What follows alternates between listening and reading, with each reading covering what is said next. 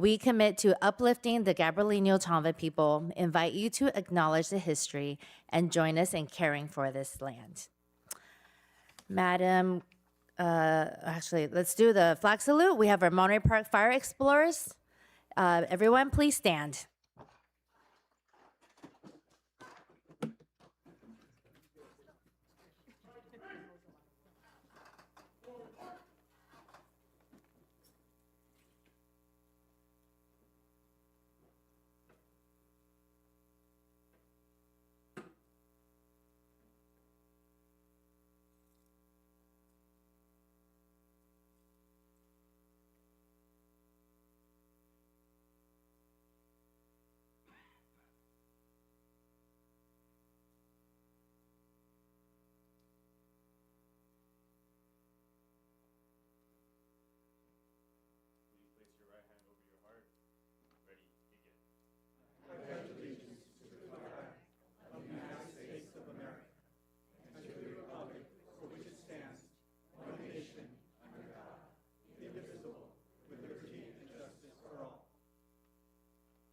Right face.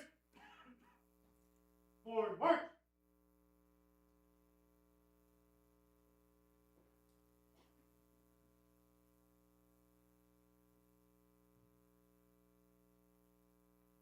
Right close.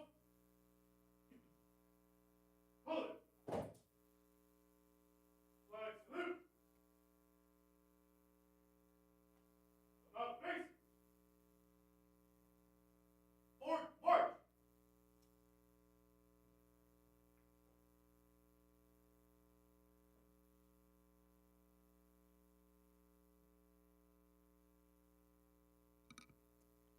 Thank you. You may be seated.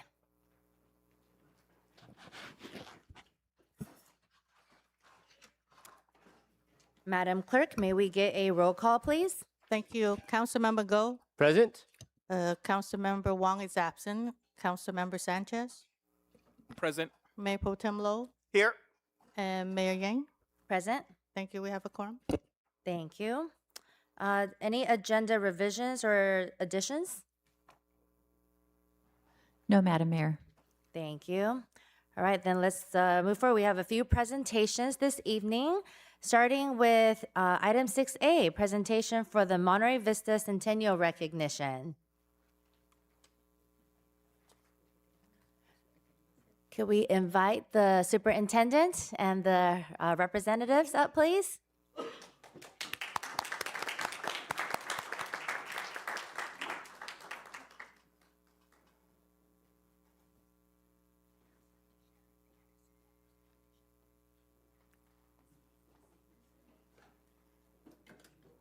So Monterey Vista Elementary School just celebrated their 100-year centennial celebration, and we understand there was a centennial event. So if you guys want to say a few words about it.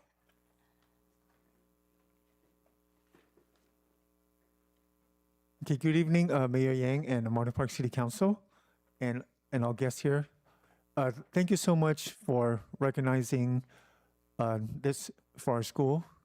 It was a real, very special moment. I mean, not a lot of school is able to have a 100-year celebration. So it was a really fun time for us. And as you can see, I just want to say there was a lot of planning involved. In order to make this happen, we all hear the cliche, it takes a village to raise a child, but it also takes a village to plan an event like this.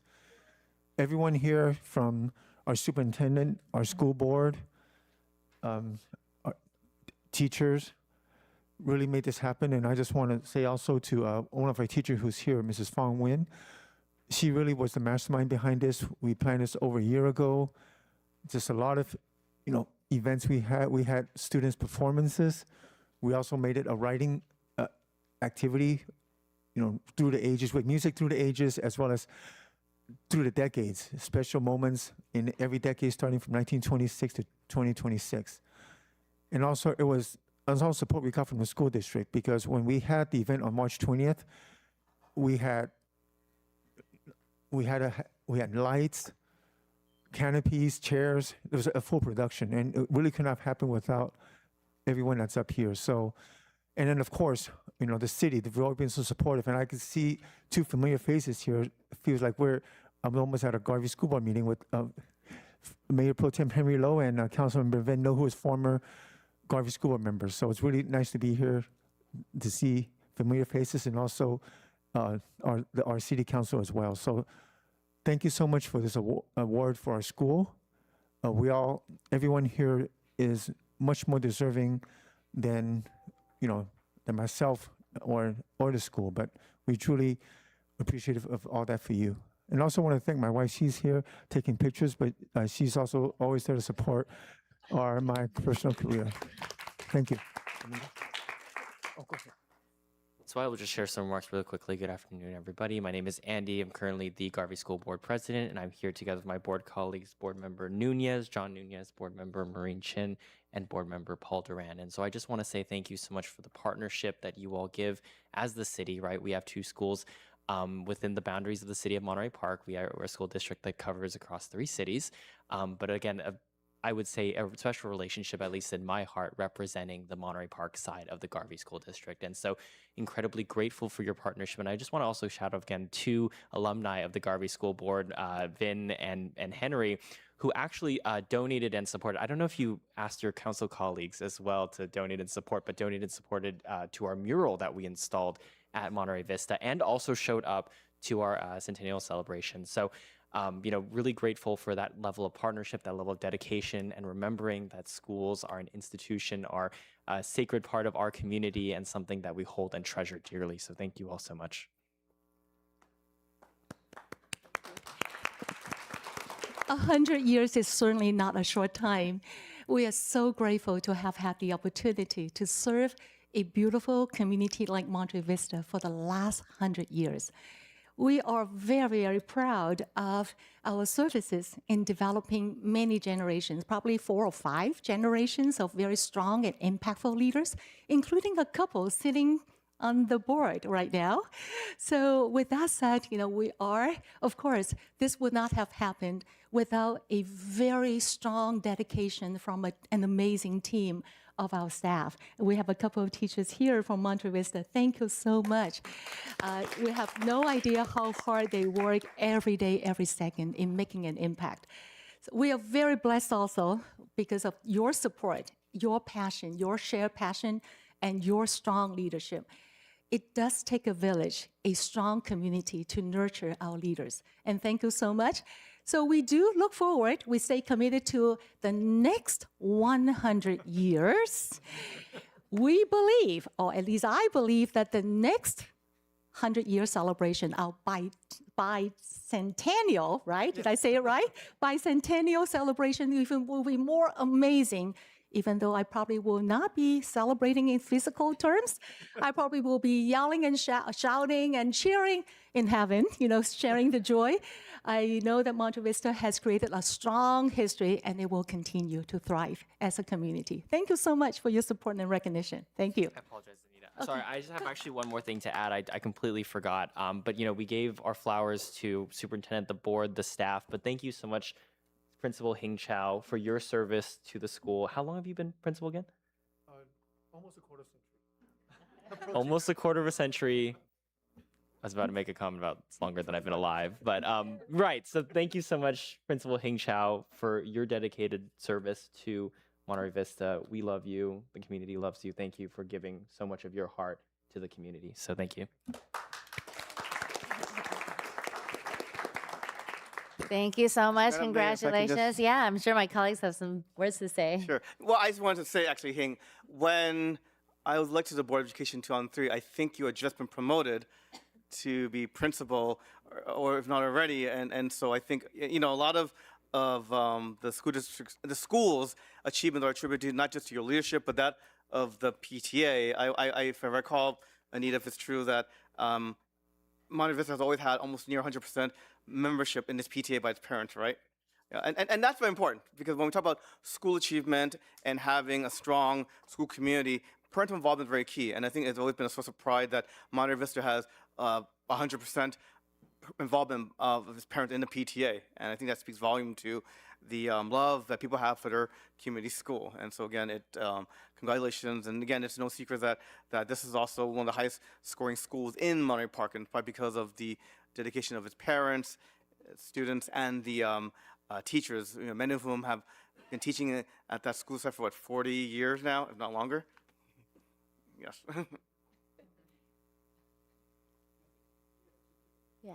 And you want to add any words? I will just add a couple of things. I mean, I was in Monterey Vista 40-something years ago, so I know now why it's now a top-tier school, because you guys grew and you guys are a powerhouse in the San Gabriel Valley, not just in the city. And kudos to the board and staff for making that happen. And I'm going to correct Councilman Lowe here.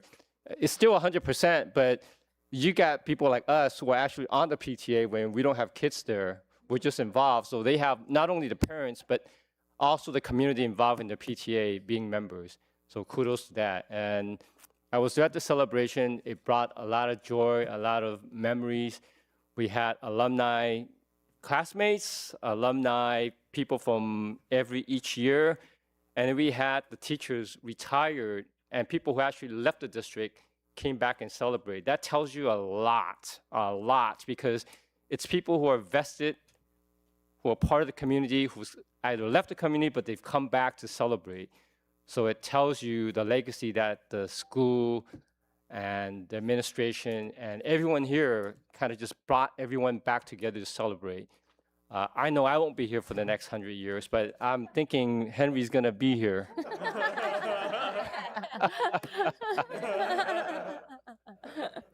Again, congratulations on that. Yes, and on behalf of the city, we have a certificate of recognition to push you guys forward to the next centennial celebration in 100 years. Congratulations.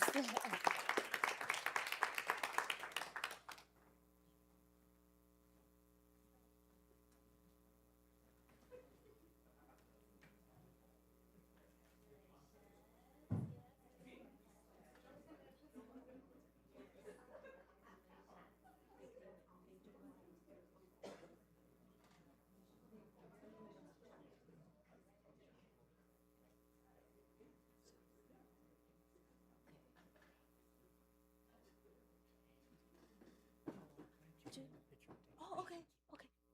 Do not dare. I'm not stepped. Come on, come on. Maybe do not too. Yeah, too wide. Yeah, too. Someone stamp it. Yeah. Maybe too light. Okay, I say 1, 2, 3. Okay, 1, 2, 1, 2. Okay.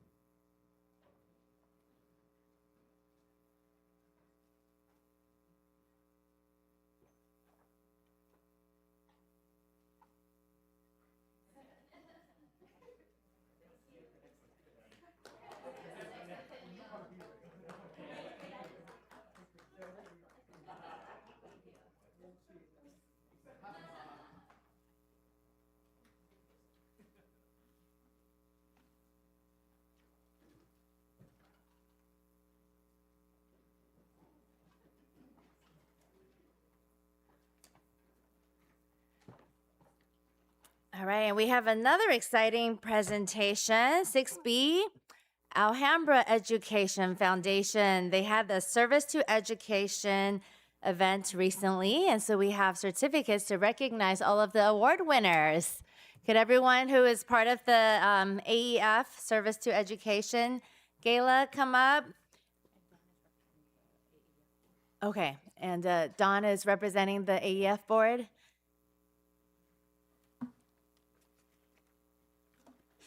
I was just told a few minutes ago, so my apologies.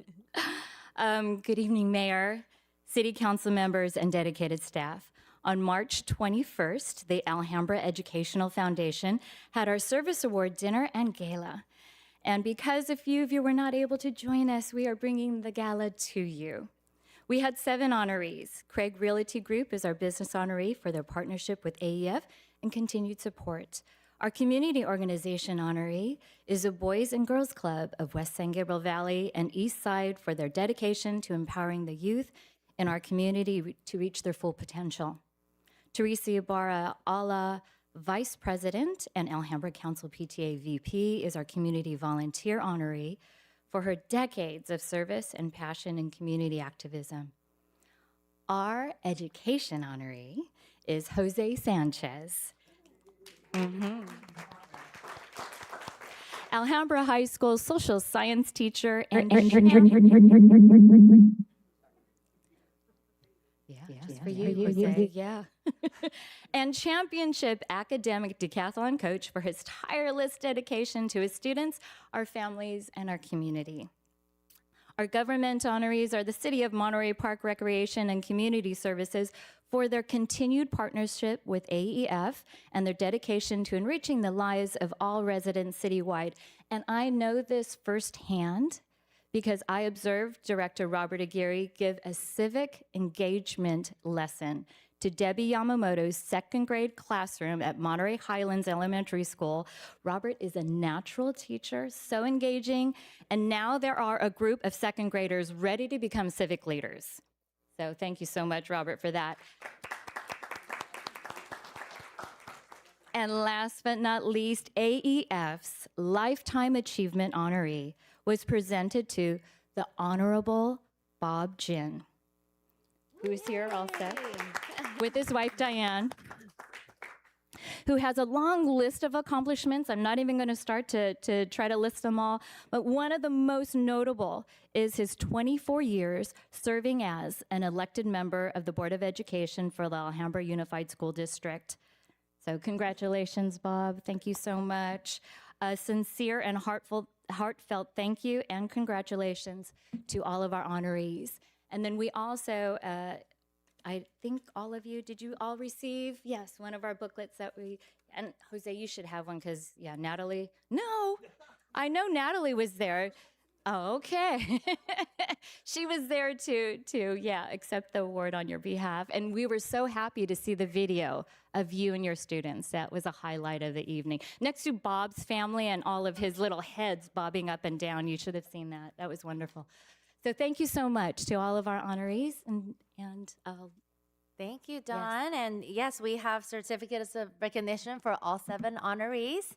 So Jose is here, Bob is here, and if all the rest of the honorees, including Robert, can come up to get your certificates. Congratulations.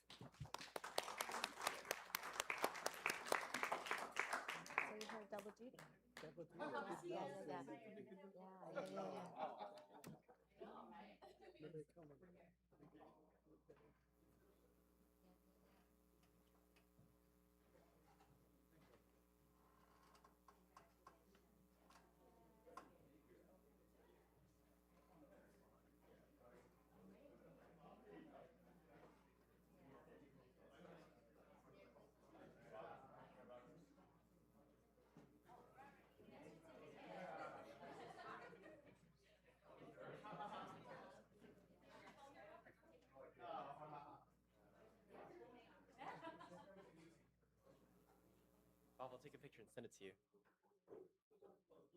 Yeah.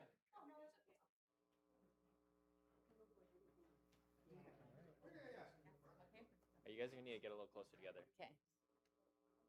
Yeah, come on in. Okay. 1, 2. All right, 3, 2, 1, 3, 2, and 1. Okay, one more. 1, 2, 3. Perfect. Got it. Okay. Thank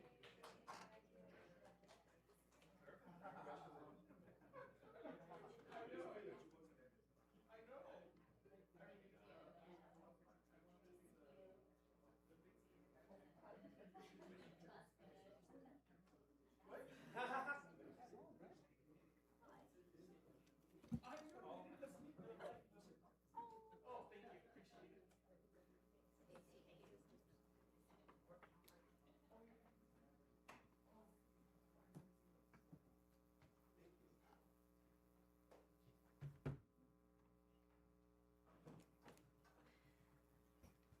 All right, moving forward to item 6C, we have an update from our SGV Forward Ad Hoc Subcommittee. Sure. I'll be pretty brief. So both myself and Councilmember Jose Sanchez, we represent Monterey Park on this ad hoc advisory committee that is comprised of 2 council members from Monterey Park, 2 council members from City of Rosemead, 2 council members from the City of El Monte, and 2 council members from the City of South El Monte. Sorry about that, South El Monte. And the purpose is to give feedback and input to the San Gabriel Valley Council of Governments and to Metro, because there is money that's been set aside to essentially improve mobility in the San Gabriel Valley, specifically to transit-dependent communities. Because for those of you who know or may not know, Garvey Avenue is actually one of the most busiest and transit-dependent corridors in the LA region. Bus 70 runs every 7 minutes in the morning, and so it's very heavily used. And so the focus, because there's money, is to see how we can make it more efficient, also encourage more commuters. This first meeting was just to, for I think COG and for Metro, just hear input from the representative cities about what they envision, because I think part of the opportunity and challenge is that this involves 4 cities, and so we all have to agree on a configuration, a design, for a bus system that gets more people out of their cars, as well as gets people faster from point A to point B. And so it's a tall order, and I look forward with my colleague to the next few months to work with our neighboring cities, Rosemead, El Monte, and South Monte, to again come up with a policy solution that hopefully will be a benefit to the entire region. And Jose, you want to add anything else? Yes, I wanted to share. Thank you to Mayor Pro Tem Lowe for sharing that. I also wanted to add that along with Line 70, in particular this corridor, being one of the most transited regions or lines in the San Gabriel Valley, what is presented before us is an opportunity to be able to connect a lot of the San Gabriel Valley, including the city of Monterey Park, Rosemead, El Monte, and South El Monte. And the Line 70, if you've ever taken it, I had an opportunity to take it the last 2 weeks a couple of times. It is very heavily transited. Every time that I boarded the bus, there was a lot of people that were boarding that bus. Metro shared there's about 15,000 people that ride Line 70 daily. So it is a very heavily transited line. And so what we've been tasked is find ways to be able to connect this corridor and make it a lot more efficient. We also want to keep in mind that a lot of the people who ride Line 70, particularly in this region, are heavily dependent on public transit for many different reasons. As you know, owning a car is an expensive venture which a lot of people cannot afford. I also want to mention that younger riders or younger people have higher dependency on public transport, and they use this line as well. So I'm looking forward to working on this committee to try to find ways that we can help support this transit line and be able to connect this San Gabriel Valley, but also find ways that we can make transport in this area a lot more efficient for daily commuters who heavily rely on this particular line to get from point A to point B. And when I rode the last 2 weeks, Line 70, I saw a lot of young people who are using this to get back and forth. Because remember, Line 70 goes from downtown LA all the way to the El Monte station. And they use this to, I see a lot of elderly people who use this on a day-to-day basis to get from different parts of the San Gabriel Valley and to connect to other parts as well. So, and I also want to remind that we have a community college in our city that heavily rely on a lot of these lines. So when I was waiting for Line 70, I mean, there was probably a bus coming every 5 to 7 minutes.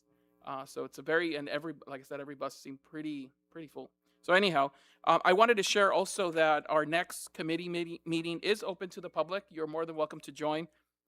It will be on June 8th from 6 to 8 p.m. at the Garvey Community Center in the city of Rosemead. I'll repeat it one more time. It's on June 8th from 6 to 8 p.m. In the Garvey Community Center. We welcome feedback. You're more than welcome to join us and listen and also chime in as well. But hopefully we can come up with a way to be able to improve this transit. But also I want to share that, remember, we do have FIFA World Cup coming this summer and the Olympics coming in 2028. So this corridor is also going to help us connect a lot of people who might potentially within our region be trying to connect to a lot of the sporting events throughout LA. So thank you. Thank you, Mayor Pro Tem Lowe and Councilmember Sanchez, for representing us at this subcommittee and for the updates. We look forward to future updates after the June 8th meeting. Moving on, this is a topic that everyone's been looking forward to hearing, updates to our Atlantic Square.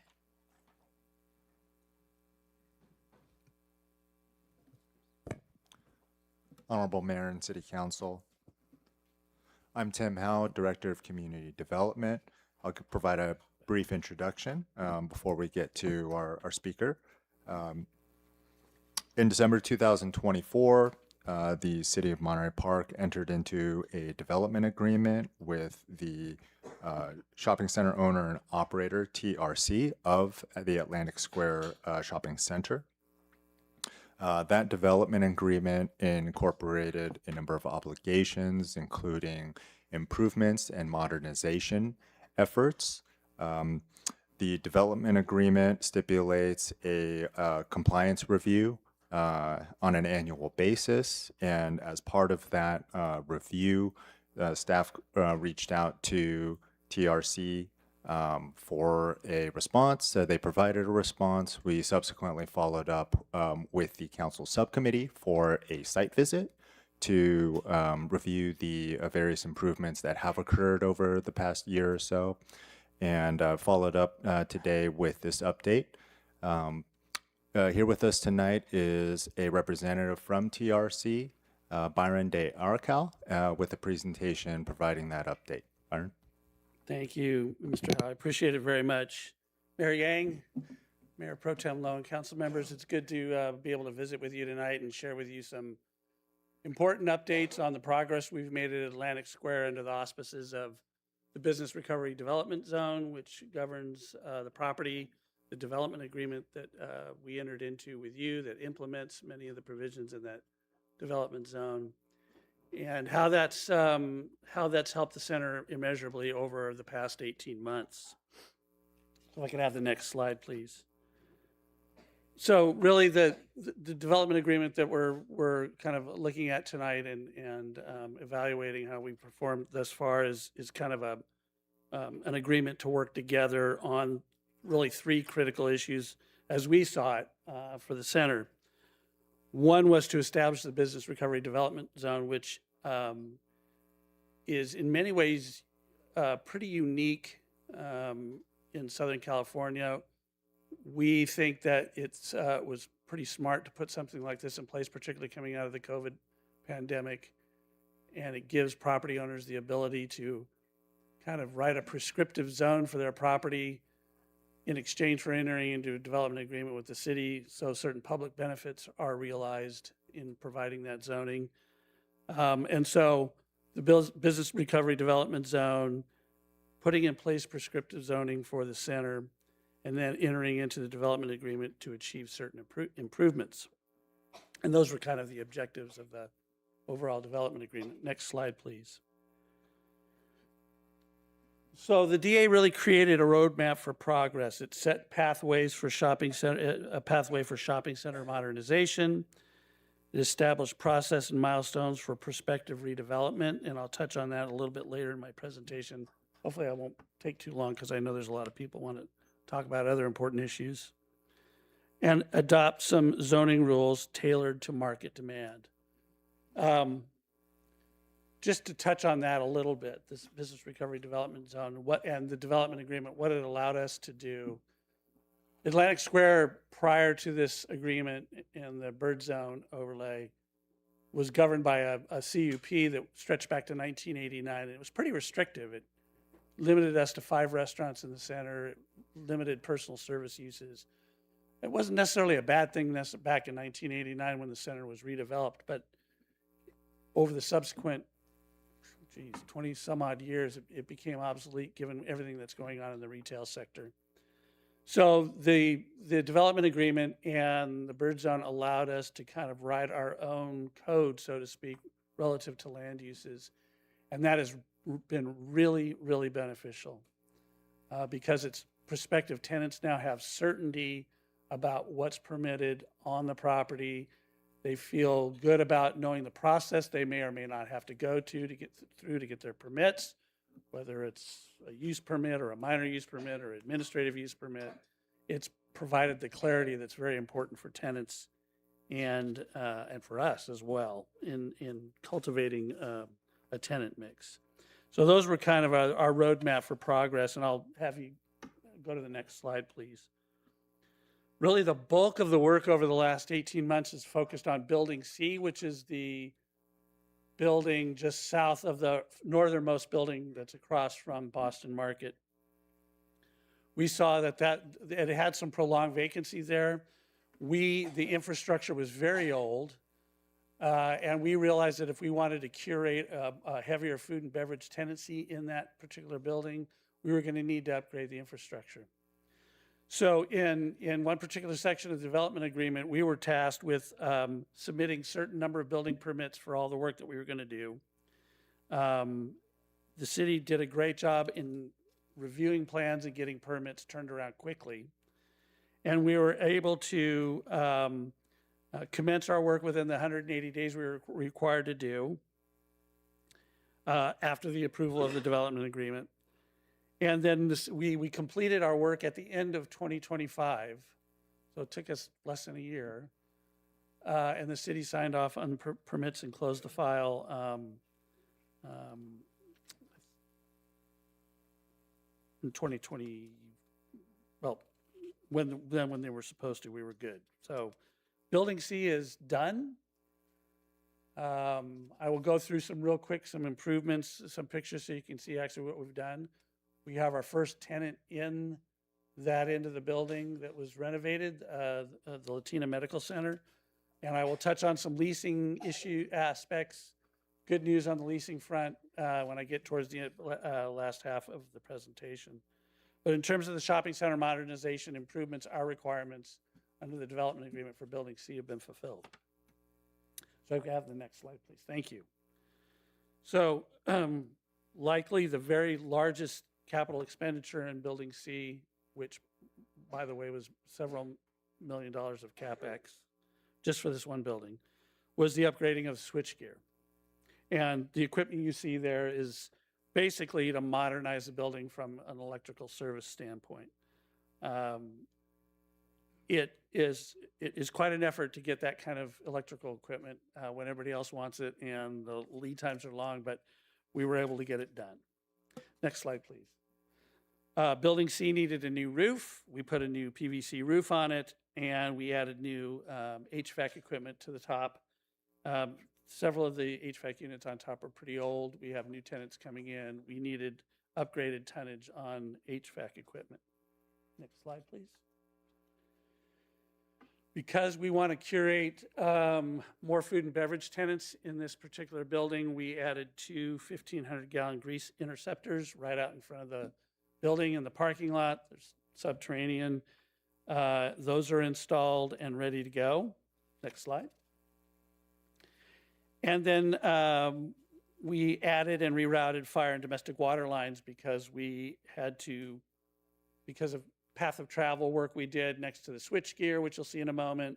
We had, and the grease interceptors, we had to move some water and domestic water lines around. And so those are some of the images you see there. Next slide. One of the requirements is that we add some EV charging stations. We've added 4 stations in the parking lot. Those are all operational now. And the path of travel that I just mentioned on the north end of Building C next to that switchgear, you can see in the photo on the right. So one of the other elements that really wasn't identified, I don't believe, in the development agreement, but what we wanted to do is conduct a center-wide paint program. So that was about a $300,000 project. And we have just about wrapped up the paint program, save for the IHOP building, which is coming. But you'll see in the next several slides some before and after photos. This being the south end of the building where Silver Lake Ramen is. Next slide. And this is where the new Einstein Bagels is located. I hope you like the paint scheme. We like it a lot better than kind of those Moorish colors that were in place for a long time. Next slide. This is the El Pollo, I think this should be the El Pollo Loco building down at the south end of the center. And then one more slide, I think, on the paint program, again, at the south end of the center. Next slide, please. So shopping center modernization phase 2. So as we all realize, one of the other major components of the development agreement at the time we entered into it was the city and TRC and a prospective drive-through tenant working to figure out a way to put a drive-through restaurant at the north end of the center, take down Building D. The city was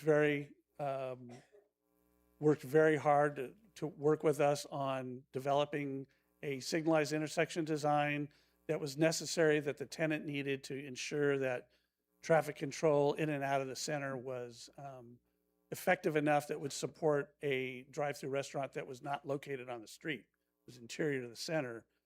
And so we didn't want vehicles passing by and missing it.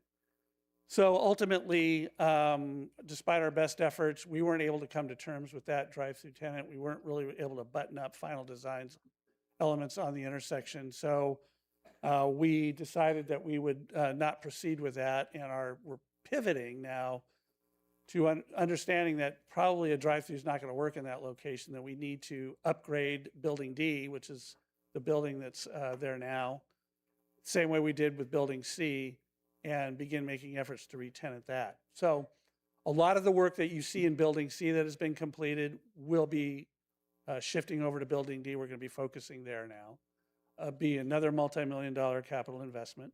We will begin submitting applications for building permits next month because we want to get it going. We do have tenant interest from a national retail chain on the end cap on the southern part of the building. So we need to move, and we plan on doing that. And so some of the other things that I think were important that we appreciated, the subcommittee, Councilmember Sanchez and Councilmember Wong, the city manager, Mr. Howe, came out. We toured the site and were able to kind of give them a firsthand look at the infrastructure improvements we've made. We received a lot of good input from them relative to potential ways to activate open space at the center. We're surveying those areas now. We want to kind of work with our tenants to see where we can possibly use open space and seating areas. We'll be staying in touch with Mr. Howe on how we're proceeding with that.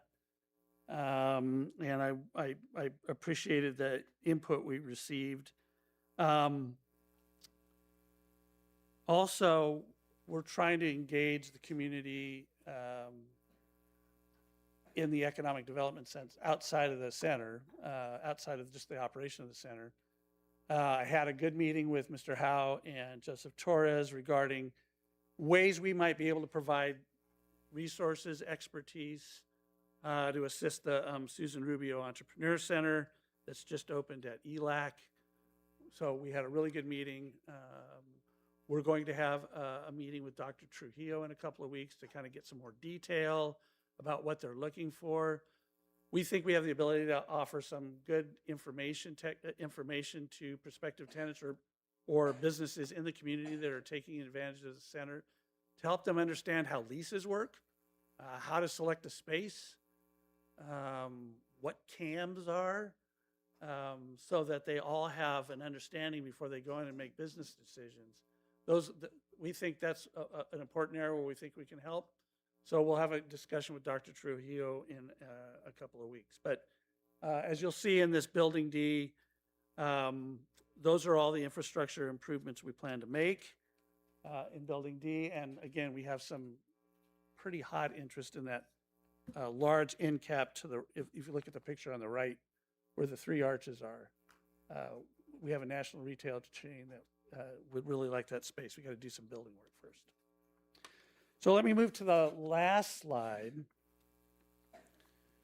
So we're welcoming to Atlantic Square and kind of a new welcome on one of them, but new tenants in those are coming. Einstein Bagels has been there since last year. They're killing it. They're doing really well. The Latino Medical Center I mentioned in Building C is open for business. Thai House has expanded to the space immediately north of it. They're doing very well. The Green Olive is going to be at the southern end, very southern end, southwest corner of the center, where the barbecue restaurant was. And they're I believe they're beginning their TI work, or they put in for permits. 10,000 Coffee just opened. To Councilmember Sanchez's credit, he brought in a cup. Thanks for the props. And then the Melt, which is a critical tenant, we think, is going into the Boston market space. They're doing their tenant improvements now. They should be open early July, is what it looks like. The other good news, and it goes back to activating the open space that you mentioned, Councilmember Sanchez, during a tour. They're going to use that patio out next to where the covers are. So I think that'll be really important because that'll activate that space. There'll be activity out there. You'll see it from the street, so I think that'll be a good driver into the center.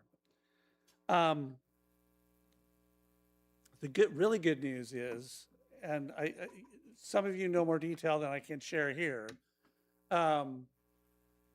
We're in late stage negotiations with a very large national fitness chain for the Rite Aid space.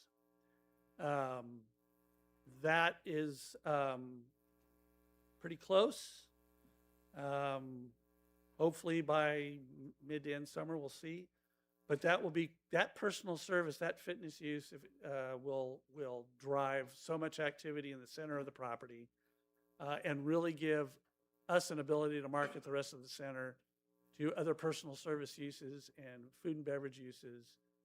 And it'll create what we're striving to create here is kind of a longer duration stay at the center. So we're very excited about that. And I will just say, just generally, numerically speaking, we're in late stage negotiations on 5 leases for vacant spaces, and we're in letter of intent stages with 6 other tenants, prospective tenants. So we feel like we've made good progress. I hope you agree. We really appreciate all the staff's engagement with us. It's been very productive. Council members, thank you for your visit to the site. City manager, thank you. Mr. Howe, thank you. Mr. Torres, thank you very much. Continue to feed us tenant ideas. I know Mr. Torres has. If they pop up, we'll evaluate them, but leads are leads. So we appreciate your engagement. Well, Ralph's might have a problem with that. But anyway, thanks very much. I'm open for questions if you have a few. I'll do the best I can to answer. Yeah. Brian, thanks for giving us that great update. It's good to know that that you guys, not we, but you guys have now completed all the TI and CapEx, and the center looks fully ready and activated. And I think when you mentioned the 5 leases and the 6 OIs, that's 11 potential new spaces. Now let's just make the assumption that those things sign. Where would occupancy be in that center?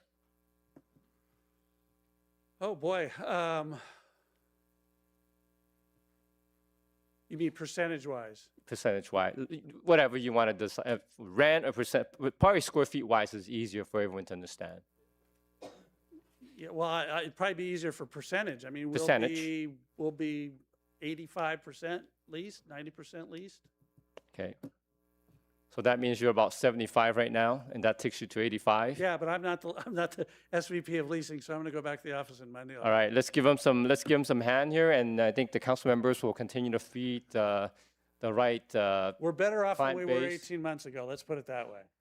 you're a lot better off with five in negotiation and seeing the shop being activated and being reopened. So congratulations ahead of time for that. But we'd like to see this get back to 90%-ish. I think that would be You and great. we're on the same page. All right, thank you. Yep. Thank you.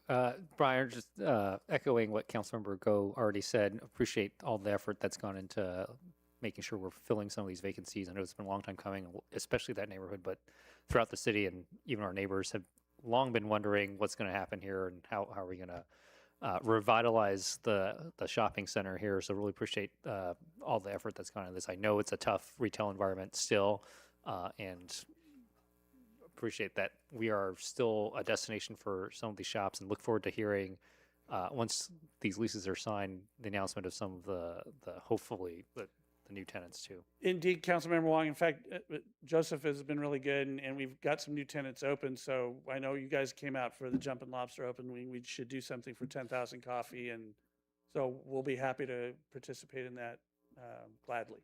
Yep. Absolutely, and I'm sure the community would be very happy to shop at some of these new places too. Thanks. Thank you, Byron, for being here tonight. I'm thinking back to when I first became a council member and I was knocking on doors. And I think one of the very common comments I would get from people was, what am I going to do about this shopping center? And I think a lot of it had to do with a lot of the vacancies. It was hard recovering after the pandemic. You weren't the only shopping center. But I do want to commend you and TRC for the work you guys have done in the last year and a half, 2 years, to really update the shopping center, to bring in a lot more tenants. We are seeing the reduction of the vacancies, so I'm really excited to see that. I'm excited to hear that there's more tenants coming. I mean, every time not that I go to Einstein Bagel every day, but but Einstein Bagel is really popping every day. It looks like it's a grand opening every day. So that was a really good choice. Same thing with Thai House. I always have to get takeout because they never have open seating.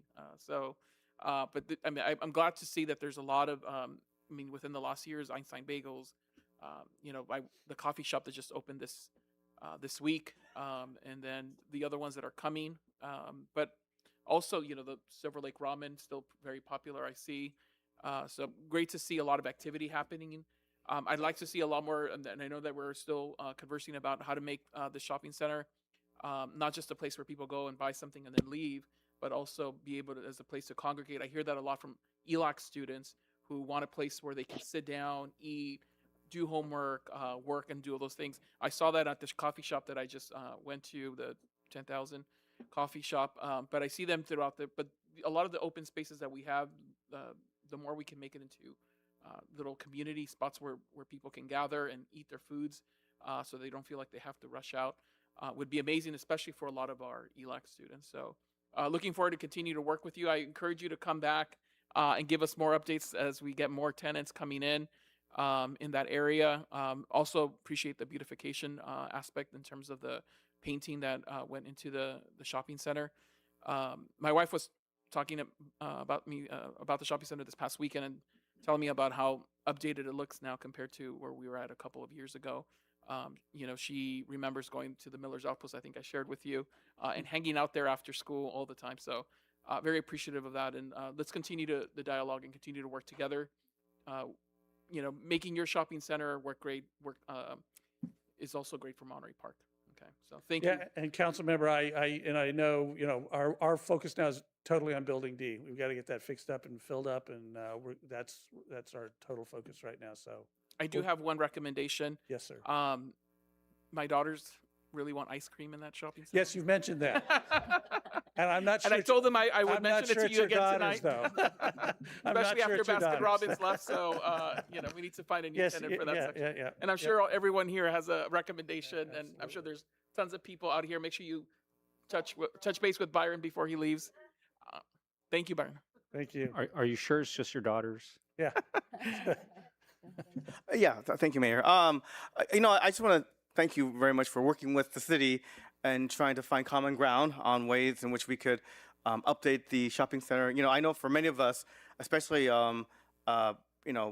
pre-pandemic, it was a very thriving, and it still is, but certainly it has challenges because of the pandemic. I know for myself, the section you're referring to was where my dry cleaner was. There was a Korean barbecue place, and it was a space that had some important retailers. And I know that the pandemic has been challenging for many communities. It's accelerated many trends, and so all my colleagues, we look forward to just working with you to see how we can revitalize and move the shopping center forward. Yeah, thank you for the presentation. We've all been looking forward to this because so many community members have been saying, why is Atlantic Square vacant? What's going to happen there? So this really gives us perspective on all the updates you guys have been working on, and we're really excited about the new tenants that are coming in. And I know we all want a Trader Joe's, but I wanted a Japanese supermarket in there, like Tokyo Central, or something like that. But I know Ralph's has the non-compete. So just like how the fitness center, that if it goes in, they'll probably want something in the contract that says no other fitness center in the whole plaza. So that's understandable. But what if I probably have some potential tenants that I could think of and send over to you, and I'm sure some of our community members have ideas too. Is there a good contact that folks can reach out to? So probably just for ease of you can contact me anytime. Just for ease of communication, that so your economic development department knows, is either funnel them through Joseph and it'll come to me. I don't want to tell you how to run your city, but that seems like it'd be a natural way to do it. But you have my email, Mayor. You can always send them to me if you want. Yeah, I have your contact, but if community members have any ideas, proposals, they can contact Joseph Torres. Well, the city manager has a good idea. Madam Mayor, yes, if the community members have suggestions or contacts, we have received messages, emails in our community development department for leads. So definitely you can send them our way. We can't guarantee promises, but we'll definitely take a look and see what we can do to make contacts. Very good.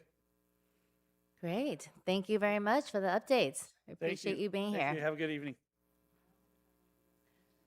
All right. Well, that's abundance of presentations tonight. So moving on, we have a few public comments, and we will open it up for public comments, starting with Margaret Leong.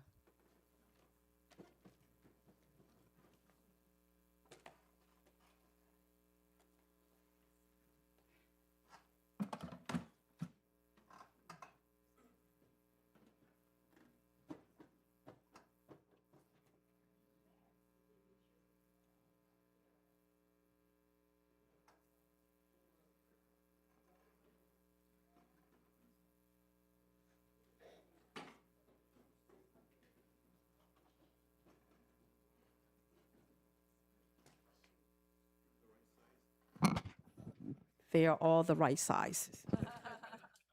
And also, I want to put my vote in. I vote TJ Maxx.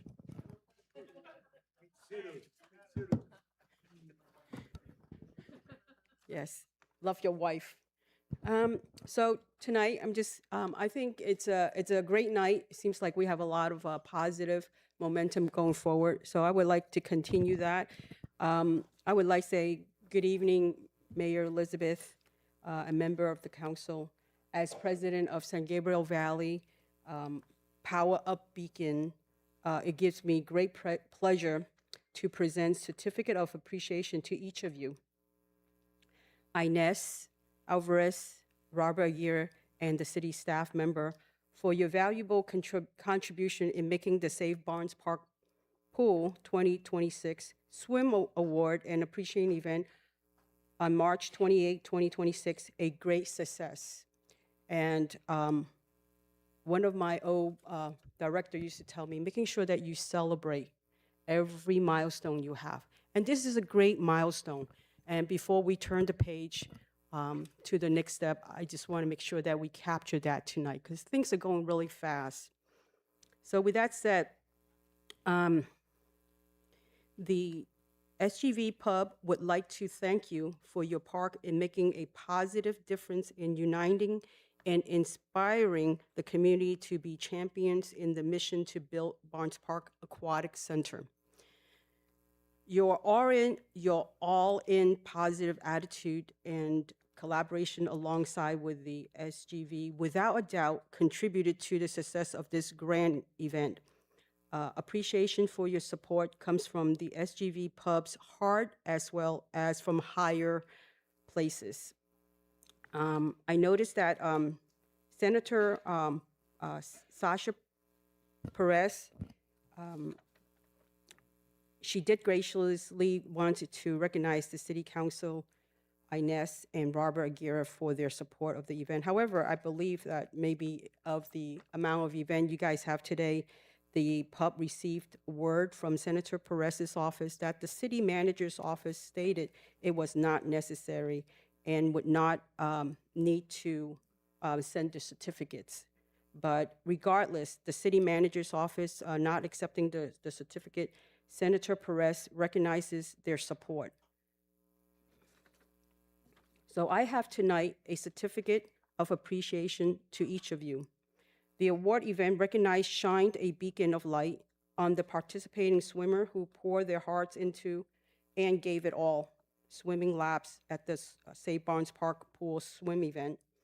Their commitment to the cause, community spirit, and enthusiasm are commendable.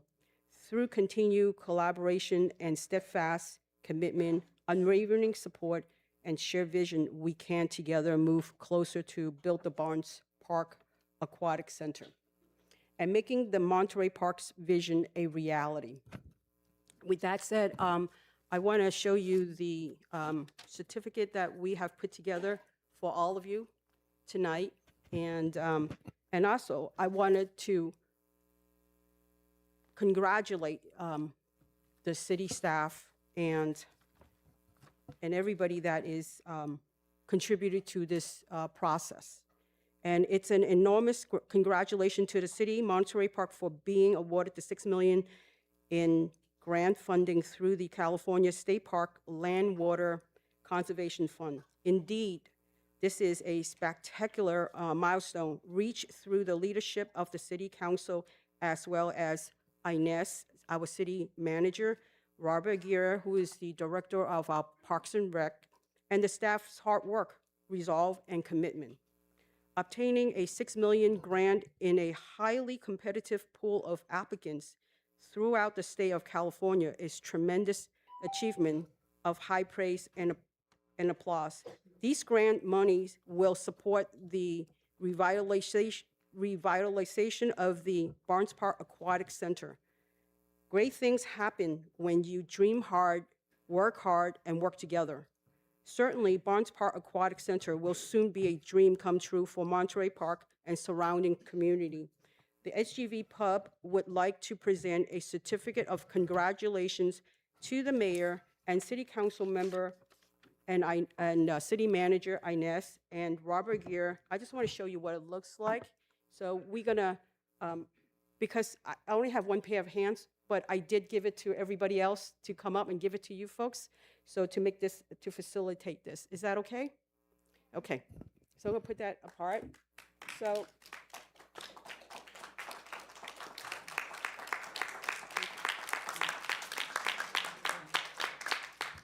I just want to say there are people that's behind the scene that we need to also recognize. The first one I have here is for Carl. He's quiet, but he's really behind the scene. So I would like to give the first one to Carl Berger. Is he going to take his time walking here? Amy?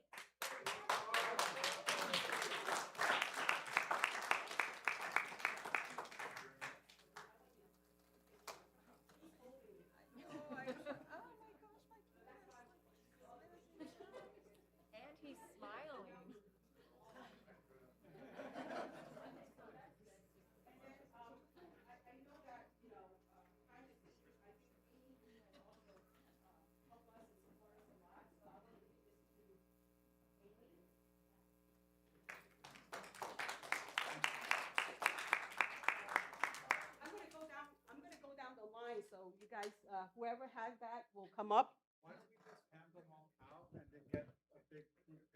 You guys want to do that? Oh, shucks. All right. Well, go right ahead. So you guys know who you are talking to.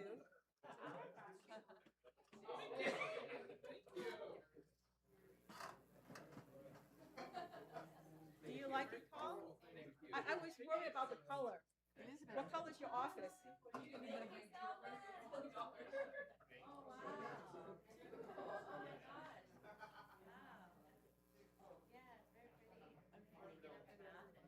Yeah, so can everybody, who do you have?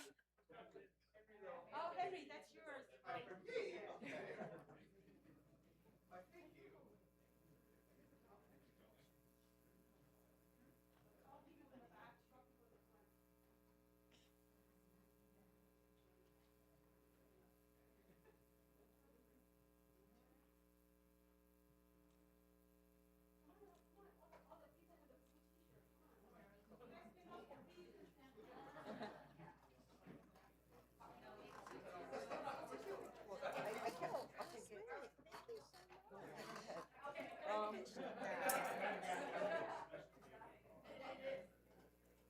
You got it, Paul?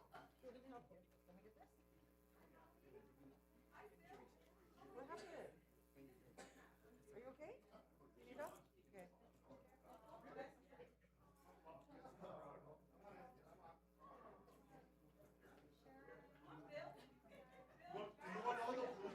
Go, Bill. Go. Stand behind somebody. I can take it after. No, it's okay. Are you sure? Yeah. Okay. Oh, we're getting there.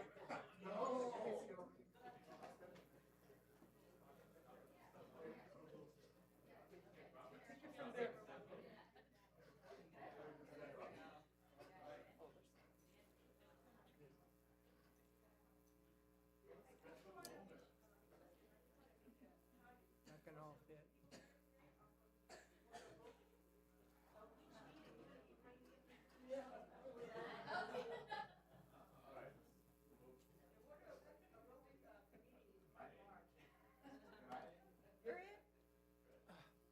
Can't fit you all in. Bill, you're cut off. You need to stand behind. So that's an idea.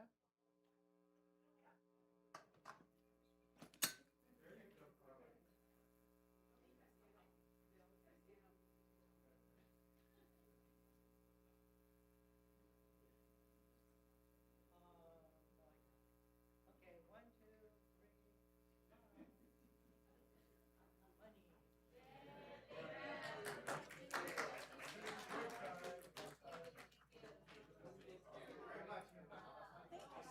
You're welcome.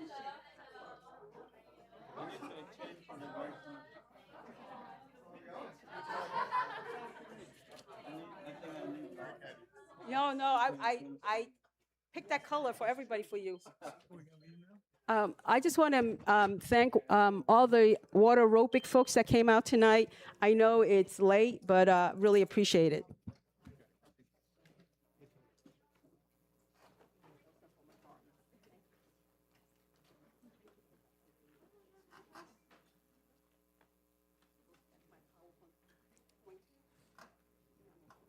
All right, thank you, SGV Pub. That was so kind. And we hope to continue working and getting more grants for the Barnes Park Aquatic Center.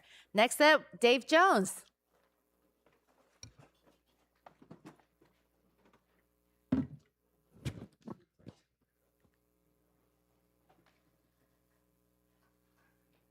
Good evening, Honorable Mayor Yang, Mayor Pro Tem Lowe, distinguished council members, and dedicated staff. My name is Dave Jones, and I live in District 5. Before I continue with my planned remarks, I would just like to acknowledge the Garvey School District and Monterey Vista School and congratulate them on their 100th anniversary. My children did not go to Monterey Vista, but they did go to Hillcrest. And that school, the teachers and staff there did a great job in preparing them for their academic career and for life beyond school. They've all been very successful, and I won't go into it further than that. But congratulations to them. a great honor to them and to the city of Monterey Park. This past weekend, mail-in ballots for the June election were delivered, and this Monday, May the 4th, was Star Wars Day. So in honor of these events, I'd like to do something a little different and share these lines from Nimic's manifesto from the Star Wars TV series Andor. There will be times when the struggle seems impossible. I know this already. Alone, unsure, dwarfed by the scale of the enemy. Remember this: freedom is a pure idea. It occurs spontaneously and without instruction. Random acts of insurrection are occurring constantly throughout the galaxy. There are whole armies, battalions that have no idea that they've already enlisted in the cause. Remember that the frontier of the rebellion is everywhere, and even the smallest act of insurrection pushes our lines forward. And then remember this: the imperial need for control is so desperate because it is so unnatural. Tyranny requires constant effort. It breaks, it leaks. Authority is brittle. Oppression is the mask of fear.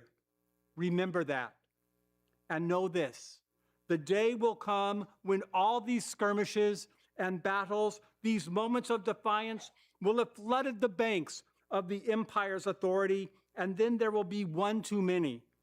One single thing will break the siege. Remember this: try. Well, the good citizens of Monterey Park did not just try. We succeeded.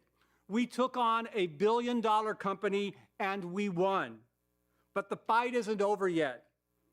Star Wars fans know the First Order emerged from the residue of the Galactic Empire. It's critical that we ensure the same fate does not befall our fair city. We must, all of us, vote yes on NDC to ban data centers in Monterey Park. So tonight, let's pass the ordinance on its second reading. Let's pass Measure NDC in June, and then let's rebuild Barnes Park Pool. Thank you very much. Just water, no ice. Thank you, Dave. Next speaker is Barbara Shavira.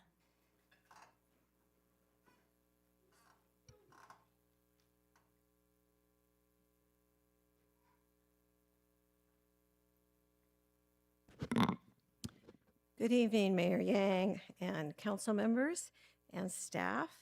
My name is Barbara Chavera, and I live at across the street from Macy Intermediate and right in front of the tennis courts at Elder. As a third-generation Monterey Park resident, mother of 3 fourth-generation residents, and the grandmother of a future fifth-generation resident, I take pride in stating that I have lived in Monterey Park for almost 50 years, and I too am renovating my house just as we are here in Lenox Square. I take pride in the past. My great aunt and her husband, Ray and Bill Eichel, bought one of the first homes on De La Fuente and raised their son and nephew there, and it was where my dad, a street kid who was abandoned as a child from Oakland, enjoyed the freedom of riding horses on the Monterey Park trail hills. My parents celebrated their 50th anniversary at St. Thomas Aquinas, and their reception was held at El Encanto, to place that El Encanto my dad used to see on his travels up the hills. All 3 of my children attended Bella Vista, Macy, and Schur, and 2 went to East Los Angeles, as did my husband and I, where we met, and where he later taught as in the architecture department. We decided to move to Monterey Park, partly because of the location next to Elder Park, as my memories of growing up right by Salt Lake Park and Huntington Park brought back fond memories.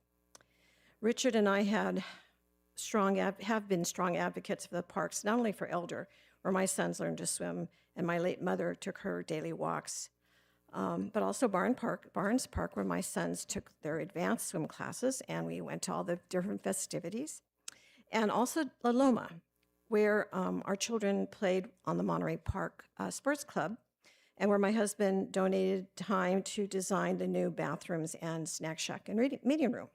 With other Monterey Park residents, they tore down the old facilities. It was terrible.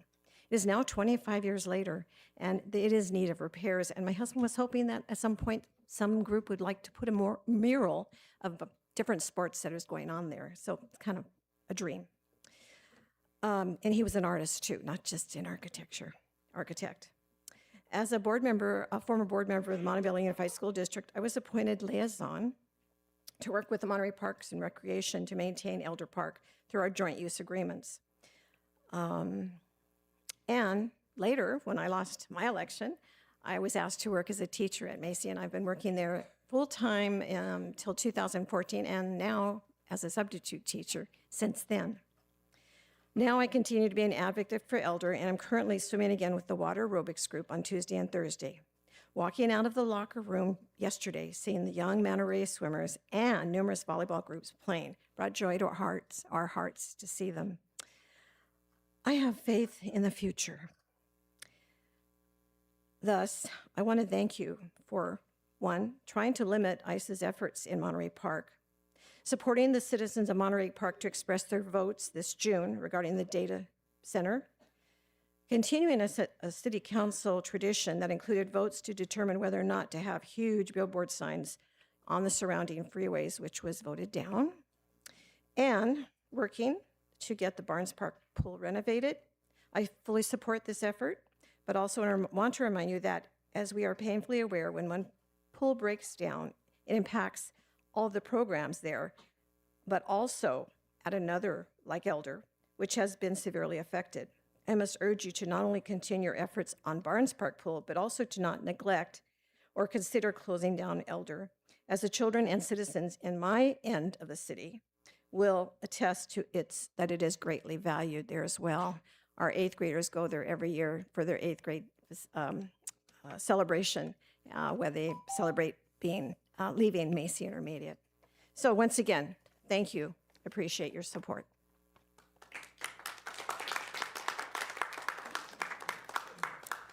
Thank you, Barbara. That concludes our public comments for this evening. So we'll move on to staff communications, starting with our city manager's office. Thank you. Good evening, Madam Mayor and members of the City Council. Diana Garcia, I'm the Assistant City Manager. This evening, we wanted to share a little bit of information with you about some additional services that we'll be offering. In 2025, Council appropriated funds to help communities in need, in particular immigrant communities in Monterey Park. And so our staff has put together a program along with Chinatown Service Center that is 3-layered. And so we'll talk a little bit about that this evening. The first part of this program is a community resource and referral center. This is really a hotline that people can call to be connected with the resource and referral center. So we've got the phone number up there, 626-293-8733. Folks can also scan the QR code and be taken to a referral page where they can type in their information and have staff reach out to them. The Chinatown Service Center provides many, many different services, truly wraparound services for the community: case management, legal aid referrals, healthcare referrals, family support, and know your rights information. I always say that there's probably not a service that there's probably not any service that they don't provide. So even if it isn't listed, it is probably something that a caseworker can connect folks with. So we want to publicize that phone number as well as the QR code. If there is anyone in need, anyone in the community, anyone outside of Monterey Park, they can call that number or scan the QR code, and someone will be in contact with them to direct them to services. The second part of this program is going to be a series of community workshops. Right now, we have the May workshops planned. These are both going to be at the Langley Center. The first one is mental health awareness, May 8th. We will have a session in Chinese at 1:30 p.m. and then a session in English and Spanish at 2:15 p.m. The other topic in May will be Know Your Rights related to immigration. So this is designed to help people understand their rights and protect themselves. This is May 21st at Langley Center, English and Spanish at 1 p.m. and Chinese at 2 p.m. These May workshops are the first in a series of workshops that will be provided in multiple languages from Chinatown Service Center and their partners. Other topics will include employment law, workers' rights, housing rights, avoiding fraud and scams, and accessing benefits. The third part of this assistance program is education and events. So we will have folks from the Chinatown Service Center tabling at events throughout our city to help spread the word about the resources that are available. So just this weekend, they will be at the Playdays Festival right behind us in Barnes Park here. In August, they'll be attending National Night Out. And in October, they will be attending the health fair at Langley Center. With me this evening is Jessica Tran. She's been my partner in creating all of these programs. She's the manager of the Social Services Department here at the Monterey Park office on Chandler of Chinatown Service Center. If I could have her come down to the podium and just introduce herself, and we're available for any questions you may have. Hi, good evening, Mayor Yang and council member. Thank you for this opportunity for us to collaborate with the city. On behalf of Chinatown Service Center, it is truly an honor for us to serve the community and also to be a part of this meaningful partnership. We are especially grateful for council member for your support and also your commitment to make a difference, especially for the immigrants community who often face barrier in accessing resources and support.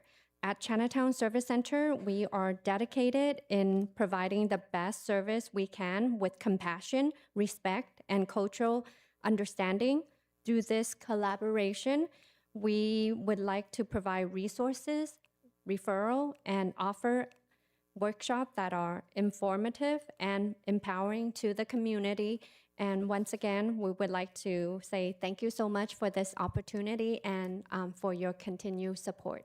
And if you have any question, please feel free to ask. Thank you, Mayor, and thank you to our assistant city manager, staff, and Chinatown Service. I really appreciate that we've been standing up these programs and services. I know it's been at least months, if not over a year, for some of these at least.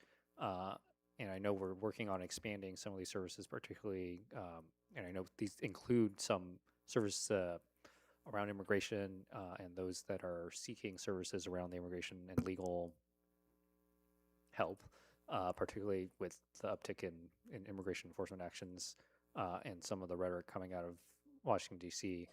We've been working diligently with community partners like CSC and others to help connect people that are in need and looking for additional services to these services. So appreciate that we're helping to stand these up.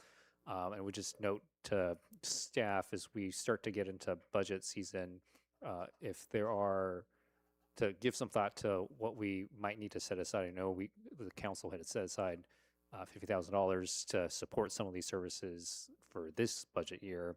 If that's an appropriate amount to re-up for next year, or if we want to look at potentially augmenting that, knowing that there's probably more need in the community than there and will continue to be more need in the community if we want to adjust that based off of some of these services now being ramped up. Yeah, I think we can include that maybe in our mid-year presentation. These programs will take us at least through that time. Thank you. I also wanted to thank the Chinatown Service Center and thank you for being here tonight. I think Monterey Park has no better partner than the Chinatown Service Center. I really appreciate that the Chinatown Service Center always steps up and provides a lot of the services that we need, including in this regard. I know that after ICE started to become ICE race started to become a real deal here in Los Angeles, maybe not so much here in Monterey Park. The council decided to allot $50,000 for the purpose of supporting the immigrant community in the city of Monterey Park, and I hope that a lot of the the funds that are being used in terms of services will be useful for a lot of our immigrant community. But I think to Councilmember Wong's point, as we do start looking at the budget year and seeing if 50,000 is enough, if not more, is needed to be able to support a lot of these services. But also, we appreciate the Chancellor Service Center, but also looking at maybe perhaps other organizations that might be able to provide other services. I know that, for example, Mark Keppel High School has a Dream Center that supports a lot of their immigrant students and families. So being able to connect with them as well and other groups as well. But thank you so much for being here tonight, and looking forward to the next step here. And also, as we start getting more workshops, if we can advertise them on social media for our community. Thank you. Thank you. Yeah, thank you for the presentation. Just a question. I know May 8th and May 21st, there's the seminars in Chinese and Spanish. Are they going to be in English? Oh, okay, the English is mixed in with the Chinese and Spanish. Got it. Great. Well, looking forward to all these community events. Thank you so much for the presentation. Thank you very much. All right, and next is City Clerk's office.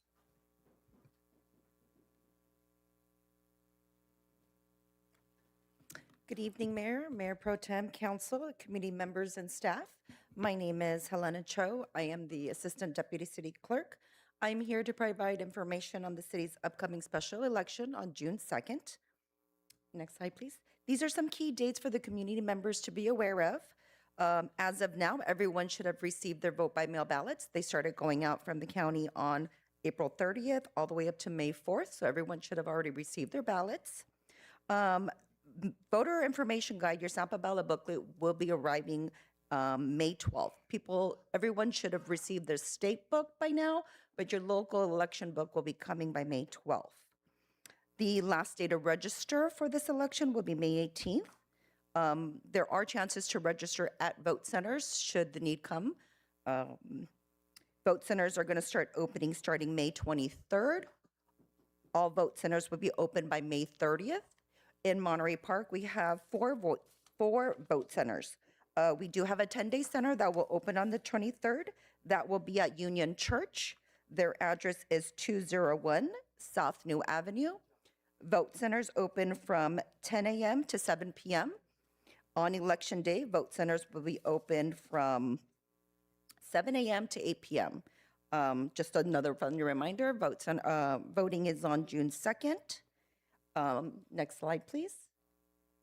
These are official ballot boxes that are located in our city. We have one outside City Hall and one at Sierra Vista Park. These boxes are already open should everyone want to go ahead and vote and drop off their ballots here. Everyone has the opportunity to vote by mail. So if you receive your ballot, you can go ahead and use the envelope that's provided in your vote by mail, and no postage is necessary. Next slide, please. Should you need more information about the upcoming election, here's our page on our city's website. The public can also go to lavote.gov for more information as well. The city clerk's office will be at Play Days tomorrow, so if you want to stop by and say hi or ask questions, please do so. We'll be at Play Days from 5 o'clock to 8 o'clock tomorrow evening. I'm available for any questions, should you have any. Thank you very much. Thank you. Next up is Public Works.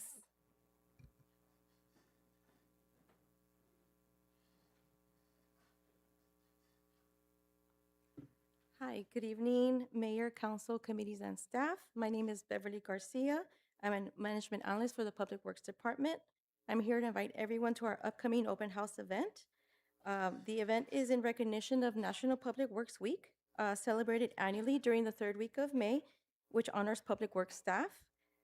This year's theme is Rooted in Service, Powered by Community, and acknowledges that the roots of service run deep in public works.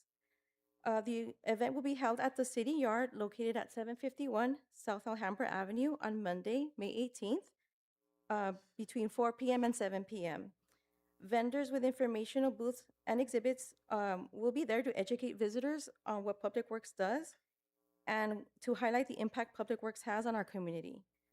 This year's event includes a truck expo and a children's activity area. We hope that these additions will encourage Monterey Park families to attend. We will have food courtesy of Ware Disposal, and giveaways thanks to sponsors from sponsorships from vendors like WCA, GRBCon, and many more. Food and giveaways will be available while supplies last. There will be parking at the event, but we do encourage visitors to use MPK Transit Express, which will run through 7:30 p.m. Next slide, please.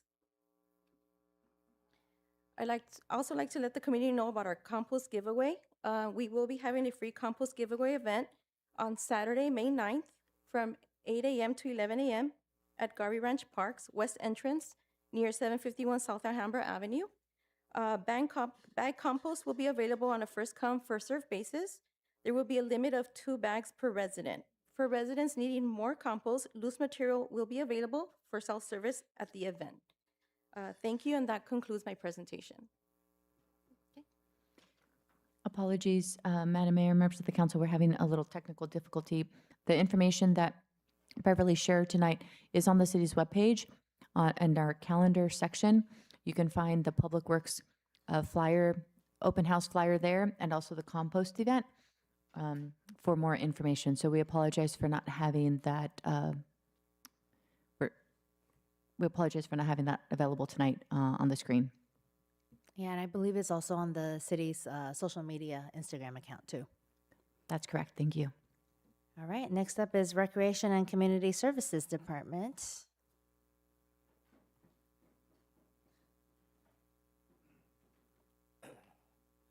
Good evening, Mayor and member of the City Council. My name is Chan Lim, Recreation Specialist with the Recreation Department. I would like to provide a quick update on upcoming community events. The City of Mar Park will be hosting our annual Playdays Carnival beginning tomorrow, May 7 to Sunday, May 10. This fun event will feature games, food, and live entertainment for all ages. We look forward to welcoming our community. To kick off the event, we will be celebrating Cinco de Mayo tomorrow evening with a live mariachi performance starting at 5:30 p.m. Join our swim program. Registration for youth and adult swim lessons will open on Tuesday, May 12th. For additional information, please contact the Recreation Department. Next slide, please. Langley Center is offering a Mother's Day nail polish service from May 4th to May 8th for participants 50s and over. Cost is $5 and registration is required. If interested, please call Langley Center. Also at Langley Center, our monthly dance social theme Cinco de Mayo celebration will take place May 21st from 1 to 3 p.m. featuring live entertainments, snacks, and refreshment. The cost is $3 and registration is currently open. On Saturday, May 30th, the Asian Pacific Health Corps, in partnership with the City of Mar Park, will be hosting a health fair at Langley Center from 10 a.m. to 2 p.m., offering a variety of screening. Insurance is not required. For more information, please contact the Langley Center. The monthly intergenerational mahjong series will continue at Langley Center on Sunday, May 17th from 10 a.m. to 2 p.m. All ages are welcome to attend and learn how to play. Our daycare will offer its Summer Kids Venture Camp from June 8th through July 31st for children aged 5 to 12, providing a variety of engaging summer activities and weekly field trips. For more information, please contact daycare. Our annual Memorial Day event will be held on May 25th at 10 a.m. at the American Legion, Post 397, honoring our fallen heroes who served our community. Also, lunch is provided at the end of the event. Looking ahead to June, the 6th annual SGV Pride Festival will take place on Saturday, June 6th at Barnes Park, beginning with a parade at 9 a.m. at Marquette High School and ending at Barnes Park. This event will include live music, arts giveaway, and resources. Also in June, the City Independence Day celebration will be held on Saturday, June 27th at Barnes Park, featuring food truck, live entertainments by the band Pop Vision, and a fireworks show at 9 p.m. And then I'm going to jump in here. We added a slide at the end here. Robert Geary, Director of Recreation and Community Services. Good evening, Mayor, members of City Council. Just wanted to share some exciting news. So we recently found out that our City of Monterey Park is going to be recognized by the American Planning Association for our Grow Monterey Park Park System Master Plan. So both the city and our consultant, City Fabric, submitted a nomination for the Park System Master Plan, and we're going to be recognized in June with an award from the American Planning Association. So that's big news. And then also, I know everyone's very excited, as am I. We recently got word that we've received and be awarded the $6 million from the California State Parks Land Water Conservation Fund grant. So very exciting. I know it's a step in there. This is continuing to build momentum off of, we just received a grant through Measure A, and so now we're getting this grant, and we're going to continue to apply for additional grants coming up and slowly chipping away and trying to reach our goal towards building a future Barnes Park Aquatic Center. So very exciting news, and glad to share that with you. That completes our presentation. We're available for any questions. Mayor, may I? So first, Robert, congratulations to you and your staff. I know it was a good 10 years. You got the grant. That's the key. I know it was a hard process, but we earned it. We stuck to it. We got the grant. And then that second bit of news you mentioned about the Grow Monterey Park getting the award, that's double kudos to you guys. So good work for you guys. I just want you guys to go celebrate. I know you put it on the calendar already because Cinco de Mayo was yesterday. We're celebrating it again tomorrow. Right. And then we're celebrating it again on the 21st at Langley Center. So let's take the full 16 days to fully celebrate this accomplishment that's been hard-earned by staff in getting this pool money. Now, the rest of the council folks here, we've got to work it out because we got to match a portion of that, and we got another 15 million plus to fundraise to get that pool. But it's an opportunity that we are looking forward to because this is why this is a great city. Because if we work together and collaborate, it does take a little time, but we can get there. And that's why we're here. So kudos to you guys for getting that work done. Thank you. I'll just add my kudos. I think huge deal for those who, I know some of the pool people had to leave, but huge deal for us to get this land and water conservation grant. Very competitive for the state, and we got a pretty big chunk of the full allocation that went out statewide. Yeah. And so kudos again to you, the team, and to the community, frankly, for all the work that went into getting us to this point. It's a significant, it's a big step. We still have, as Councilmember Go pointed out, and as we all point out to each other, still a long ways to go, but we're really making significant progress there. On this note, I know as we tee up the budget for next year, there's a match requirement for the $6 million grant, so let's make sure we're working that into our budget and make sure we're listing the pool in the capital improvement plan going forward, if it's not already there, and identifying some of this funding there. And I know there may be a time requirement in terms of spending down the grant award, so we're going to be on the clock as soon as the formal kind of grant agreement comes through and the money is available to us. And so just putting everyone on notice, in the community particularly, huge step, but also where it comes with some restraints in terms of how much we got to get going to make sure we can take advantage of this money and make sure that we can have a pool. This project actually moves forward with this grant money in hand. So, but appreciate, and as Councilor Rago was saying, it's definitely worth celebrating. We're a significant way there, still a ways to go, and we're going to need all hands on deck and encourage the community members, particularly the pub and others who are engaged in the community, to continue to pay attention to this, continue to advocate, continue to engage your neighbors and friends and others here in the city of Monterey Park about how important this pool is and how much we're all going to have to pitch in to get over the finish line on this. Absolutely. Thank you. I'm just thinking back to when we maybe a year ago started kind of this venture on the pool, and just in a short amount of time, how we've progressed so much, and you know, the $6 million, the matching funds that the city will have to provide, we're kind of, I think, at a 9 million plus here, with the matching funds, right? So I think we are in a much better position, I think, And I think it's very promising and I'm very hopeful that the pool is going to happen. And I think to echo what Councilmember Wong said, it's going to take a lot of work on as a city. And by city, I mean council and staff and the community to make sure that the rest of the money comes in. But also, I'm really glad to see that the effort and work that went into the Parks Master Plan is being recognized, because I think this was an amazing blueprint for seeing our parks being updated for the future. And part of that was the Barnes Park pool. So I'm glad that that's working, that people are recognizing that, and that that's going to continue to be our blueprint for updating all of our parks. So very thankful for all the work, Robert, that you and your team and the community, everyone that was involved in that process. You know that we have a plan in terms of how to update in our parks. I know that as a parent, I'm very excited, and I know a lot of community members are very excited about that. So I'm looking forward to the next step and all the work that's coming to help facilitate and also update not just our parks, but our pools, and not just Barnes Park, but George Elder as well. And I know that's going to take a lot of work, including Sean from Public Works.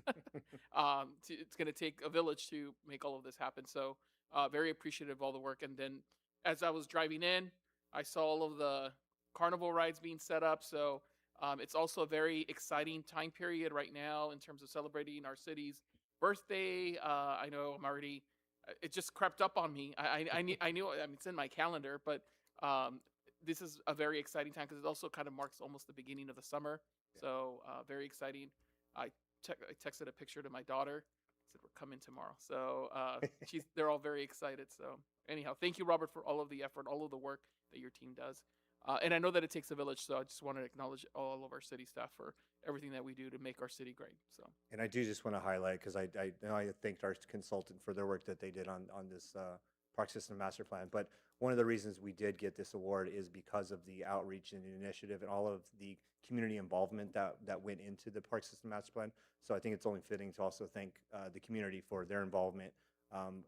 Both our consultant through the Park System Master Plan and also Dahlin through the pool design commented on just how much and how engaged our community is and how much involvement they've seen, which they don't see in a lot of other communities. So that just really speaks to what a great community we have here, how much they care about their community and their parks, and how much they want to get involved. So just want to thank the community for that.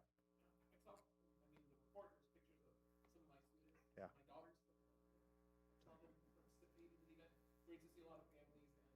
Students out there as well. Yeah. Thank you. Madam, again, I want to echo the sentiments of my colleagues, but also emphasize that this really is a big deal for us, because a few years ago we had also applied for a grant, and unfortunately we were rejected. And so these are very competitive grants, and certainly this is something that we should be very proud of ourselves. And I really want to thank the staff for your efforts, not just in preparing the application in a very competitive process, but also the many hours in community community input meetings, not just for the pool, but also for the Park Master Plan. And I think that this recognition, the award we're getting, is acknowledgement of why it's important. I know that for the community sometimes they can grow impatient and ask, why are you doing this? And ask, just do it, But again, it's by having thoughtful, thorough plans laid in place that it allows us as a tool to apply for grants. And I think that I think that probably is why we got the $6 million, because we showed the state that we were thorough and comprehensive in preparing our application, and also the Parks Master Plan, which hopefully will be a guide not just for our aquatic services, but for all of our recreational services, for all 13 parks, for all the 13 recreational areas, for the observatory that is at Garvey Ranch Park. And I think it is something that I just want to express, along with my colleagues, congratulations to all the staff at Parks and Recs for your hard work. Yeah, it's amazing how far we've come in just a year or so, and from the $500,000 Measure A funds to now the $6 million, and I think there's other grants that you're going to be applying for in the very near future because we still have a long ways to go. But and then all the programs that are coming up in the summer too, with Play setting up right behind us. So congratulations and keep up the momentum. We'll celebrate, but like Kobe says, That's right. Job's not done yet. So we'll get there. Thank you. thank Thank you to you and your team and all the staff. Madam Mayor, before we move on, I'd like to emphasize for the community members, we did put out a press release about that grant that we received, that the Barnes Park Pool Project was one of 18 projects statewide that was awarded funds. So very, very proud of that grant application. In addition, as hearing from our council members tonight, the job is not done. We have work to do. We definitely have a funding gap. So I would like to see if the council would be interested in potentially bringing back an item at a future council meeting, maybe next council meeting, to have just some discussions and dialogue about potential strategies and maybe even forming a subcommittee from council members to start really focusing on campaign efforts around the pool. So if that's of interest, we can definitely put an item for discussion for the council, if that's something that the council would like to consider as we move forward. There are some grant opportunities on the horizon that we're looking forward to in fall of this next year.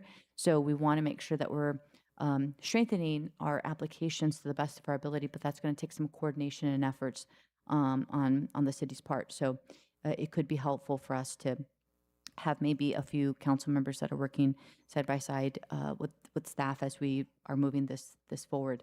So if that council is interested, we can bring something back for discussion.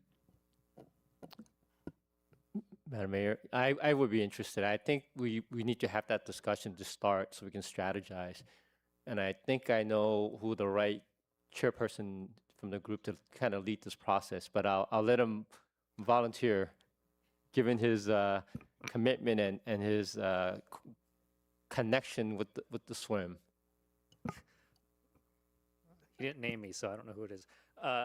But I would appreciate that and would be happy to, I really appreciate the staff thinking about that. And I think it's an appropriate next step for us to have, especially in light of this major grant award. I think it's not that we weren't serious, but it's really time to get serious because we're going to be on a shot clock now to make sure we can make use of that grant. Otherwise, we lose it. So whatever we can do to move more quickly and effectively and efficiently to make sure we're going after other additional grant opportunities, really closing the financing gap on this and identifying ways to do that, potentially looking at other options to do that require potentially city residents to vote and approval for those potential measures. I think we got to be able to move quickly, particularly if we want to take advantage of some of those opportunities since those windows are limited for us this year. So would be happy to volunteer to be on some sort of committee or subcommittee and really move the pool project along. I second that, and I would like to nominate Councilmember Wong to help lead this effort due to his extensive swimming experience. Thank you, Councilmember Wong. Right. Yeah, seems like everyone's pretty much aligned with moving forward with that. Thank you. All right, Chief from Fire Department. All right. Good evening, Madam Mayor, Mayor Pro Tem, honorable council members, city executive staff, and guests. Jason Hing, Fire Chief for the Monterey Park Fire Department. I am pleased to share a brief overview of our upcoming Fire Service Day, scheduled for May 16th, Saturday, from 8 o'clock in the morning to 2 o'clock in the afternoon. This event is an outstanding opportunity for our community to directly engage with members who serve them every day. Fire Service Day is designed to be both educational and engaging. Residents will get a behind-the-scenes look at our operations, equipment, and the level of training that our members maintain to keep the city safe. The event starts in the morning with our partners from the Lions Club for our annual pancake breakfast. We then transition and invite the general public for free activities like station tours and live demonstrations for all families and children. More importantly, it's an opportunity for us to reinforce critical public safety messaging in the areas of fire prevention and emergency preparedness. We are very honored to host this event. We look forward to the public, welcoming the public to our house. And we also appreciate the continued support from the council that allows us to provide that high quality of service and community outreach. Thank you, and I'm available for any questions. Mayor, Chief Ding, I've been to a number of these events. They are great showcases because we have the full experience other than the pancake breakfast that starts everything. But I think this year it also aligns, and I think last year as well, it aligns with Taiwan Week. So I would say come for the breakfast, get the open house, talk to our fire staff, and then stay for lunch. All happening at the city, all around Barnes Park. So looking forward to it. Thank you. I just did of that, and really, I would echo the community's appreciation for Fire Service Day and Public Works Day, and a lot of the community engagement that all of our departments are doing, but particularly the Fire Service Day brings out a lot of families and kids who really want to see the fire trucks, not just kids, but adults too, that want to see the fire trucks and all our equipment, and really great opportunity to help educate the community about all the services the fire department provides and all the things that taxpayers, our residents, are paying for to make sure that we're safe from fires, and what investments we're making in public safety. So appreciate the opportunity to do this and really open up our doors for this opportunity to have the community engaged. Chief, I also want to thank you for having this community event. I mean, and you know, it's so interesting because this is not the only time that I know the fire station opens up its doors. There's events happening there all the time. As a matter of fact, last week we had a lot of our students from Mark Keppel and Schur High School there for the annual Student Leadership Day. And I wanted to thank you for hosting that event and having the students there. I think a lot of students probably haven't had an opportunity to be inside the fire station and be able to talk one-on-one with firemen and potentially explore careers, not just in fire service, but I know PD was there and many other departments were there as well. But I just wanted to make a point of how important our fire station is here at Barnes Park. And we have 2 other fire stations as well. So very appreciative of you opening the doors for the community. I go every year as well. I know my daughters always look forward to the pancakes, but also a lot of the activities. I see a lot of families bring their kids out, and so it's great to see people out there, and also the educational aspect of this as well. So very appreciative of all the work and effort that goes into doing this. Looking forward to it. I just added it to my calendar. Thank you. Thank you, Council Member, and it's a high priority for us to give back to the community that supports us so well. You know, the other thing I'll add is that this is a very popular event, so hope to see the community out next weekend for the pancake breakfast, and to thank our fire service personnel, but also to remind ourselves that we're very fortunate as a city that we have our own in-house fire along with police, public safety services. Not every community can afford that, and we should be very proud of ourselves that we have always had in-house services for public safety. Yes, very excited for the Fire Service Day, and I'll be there volunteering with the Lions Club. So I don't know what they're going to have me doing, cooking pancakes or eggs or something. But thank you for the updates. Good. Thank you very much. And last but not least, our Bruggemeyer Library.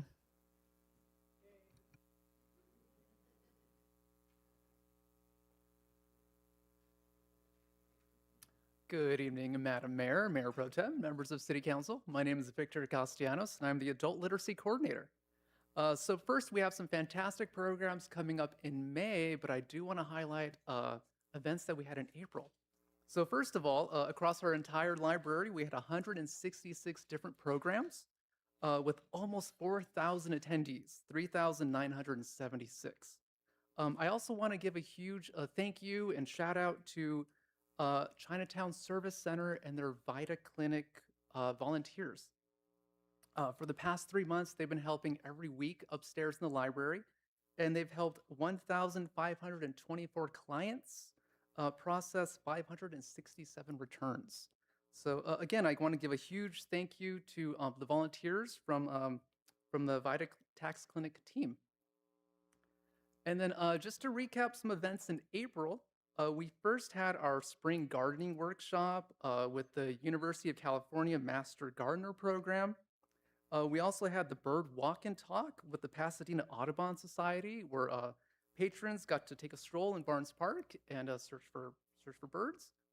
We also celebrated National Library Week in the library, where library patrons were had a library passport and they were exploring the library, finding what brings them joy at the library. And then we also had we hosted the Digital Skills for Everyday Living with the Asian Youth Center, and they taught participants how to use a smartphone in this interactive workshop series. So now, coming up in May, please visit us on the first floor of the library. We have a collection of recommended reads celebrating Asian and Pacific Islander Heritage Month. Also, with your library card, you can explore films and documentaries on Canopy that also provide a deeper appreciation for Asian and Pacific Islander culture. Also, an event that extends beyond just our library is One Book, One Coast. So this is a shared community reading program across more than 140 libraries, stretching from California to Oregon to Washington. And on Saturday, May 31st, join us for a discussion on They Called Us Enemy by George Takei.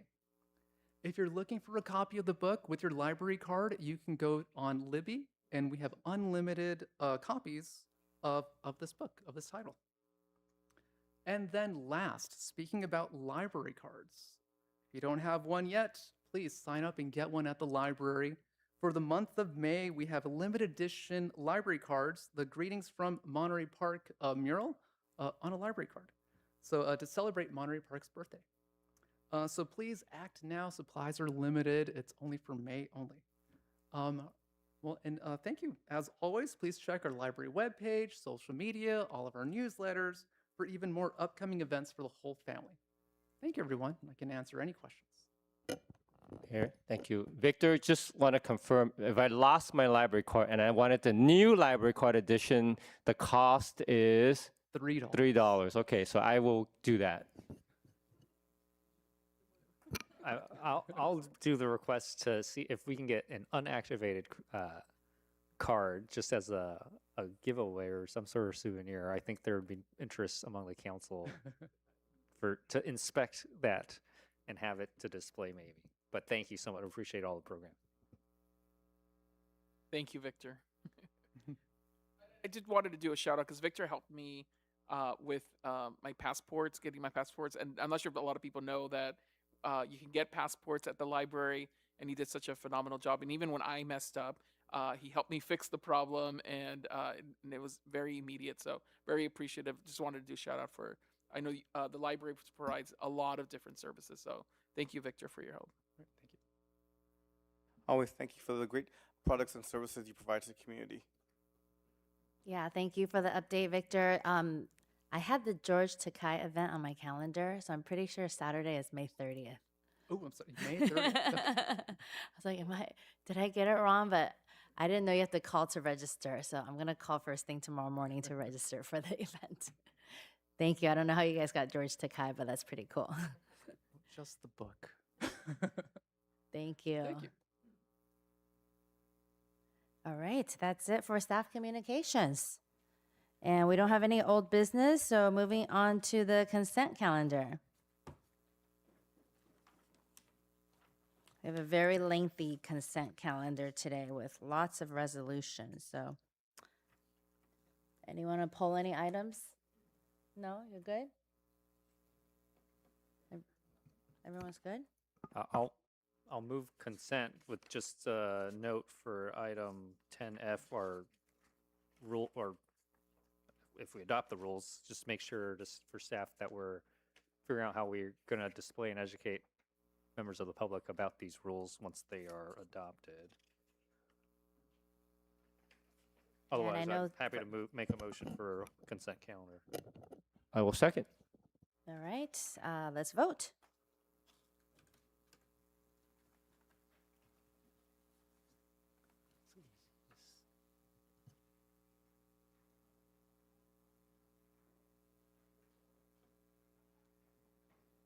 Did it go through? Council, please revote.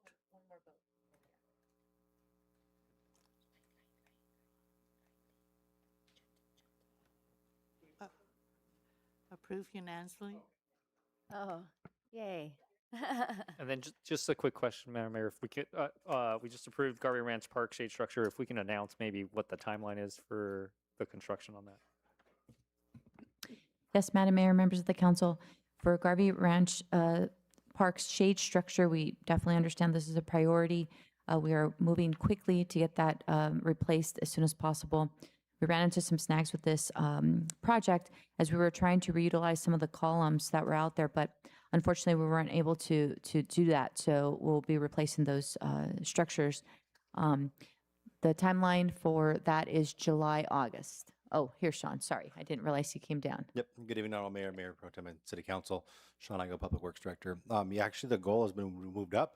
We're hoping to have it completed by the end of June, beginning July. So we've already started working through our processes to get the agreement lined up. So now that council has moved forward, we can start expediting things as quickly as possible. Thank Very you. cool. Thank you. And I think there's some folks here for item 10C. I heard that people are taking bets on the percentage for the ballot measure, like 60%, 65, 70% or whatnot. So we'll see what comes out from that. All right, so public hearing, 11A. Let's get a presentation on the consideration and possible action to adopt resolution number 26, resolution authorizing the recording of a notice of special assessment for a nuisance abatement. Yes. Open up the public hearing. Madam Mayor, Deputy City Attorney Solange Fordenbach will be making the presentation. Good evening, Mayor, Mayor Pro Tem, and honorable council members. I'm here with Code Compliance Supervisor Raimundo Lozano, and together we're going to be presenting on this resolution. The property we're talking about is at 509 West Andrick Street. The registered owners of the property are Wayne Ma and Hawk Ma. The history of enforcement starts in August of 2023. Code Compliance had received a complaint from a neighbor regarding the condition of the property.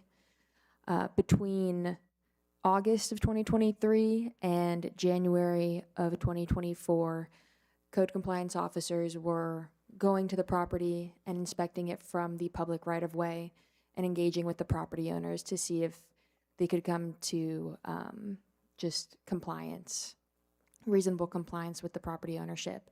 But by January of 2024, things weren't moving in terms of bringing the property into compliance with the Monterey Park Municipal Code, and as such, a notice of violation was issued for 2 nuisances, including overgrown vegetation and the accumulation of trash, litter, and debris. The presence of these nuisances continued, and by April of that year, another notice of violation was issued with an additional nuisance, that being improper use of extension cords. As you can see in the images, that is an image from the driveway with the accumulation of trash, junk, and debris. These again were photos that were taken from the public right-of-way. By July 17th, 2024, Code Compliance Officer Elizabeth Rodriguez went for a reinspection at the property and saw progress. Some of the trash, litter, and debris had been removed, and overgrown vegetation had been trimmed. Therefore, Code of Compliance stopped visiting the property. By February 20th, 2025, Code Compliance again started to receive complaints from neighbors. Soon after, in March, Code compliance re-inspected the property and saw that conditions had further deteriorated. By March 19th, 2025, a final notice of violation was issued, again for those same nuisances previously listed: overgrown vegetation, trash, litter, debris, and then the improper use of extension cords. By October of 2025, a notice of public nuisance hearing was conducted, and on the 13th, the hearing officer determined that and upheld the public nuisances, those being overgrown vegetation, trash, litter, and debris, and then the improper use of extension cords. The property was thus deemed a public nuisance. By January 8th of 2026, there was a notice sent to the property owners indicating the city was going to go in and abate the nuisances themselves. Plenty of communication was had between property ownership and code compliance, including between myself and the property owner. We afforded plenty of time for property ownership to bring the property into compliance, and it just wasn't happening. So by January 13th, the city obtained an inspection warrant to inspect the interior of the residence and an abatement warrant to address the nuisances existing on the exterior of the property. On that same day, we sent a second notice of an intent to abate to the property owners, letting them know that on January 20th, the city would be prepared to show at the property to abate all existing nuisances and execute as well the inspection warrant to go onto the inside of the property. On January 20th, city personnel showed up. The building was yellow tagged, and this was the condition of the property prior to abatement. These are drone images that were taken on top of the property. As you can see, the rear yard had a significant amount of trash, junk, and debris present. There was stagnant water in the pool, and just significant amounts of trash, junk, and debris. The interior of the residence was also filled with trash, junk, and debris. The building official ended up yellow tagging the property and listing it as uninhabitable. These are photos from after the abatement. As you can see, there was junk and trash removal conducted to bring the property into compliance, and the overgrown vegetation was trimmed. As you can see also, there was a significant amount of leaves and foliage falling into the pool, which we had communicated with the county on, vector control specifically. The stagnant water can pose a significant public health risk, and so we worked with vector control to better understand how we could mitigate those health and safety risks. They suggested trimming back that overgrown vegetation in the rear yard so as to prevent additional foliage from falling into the pool.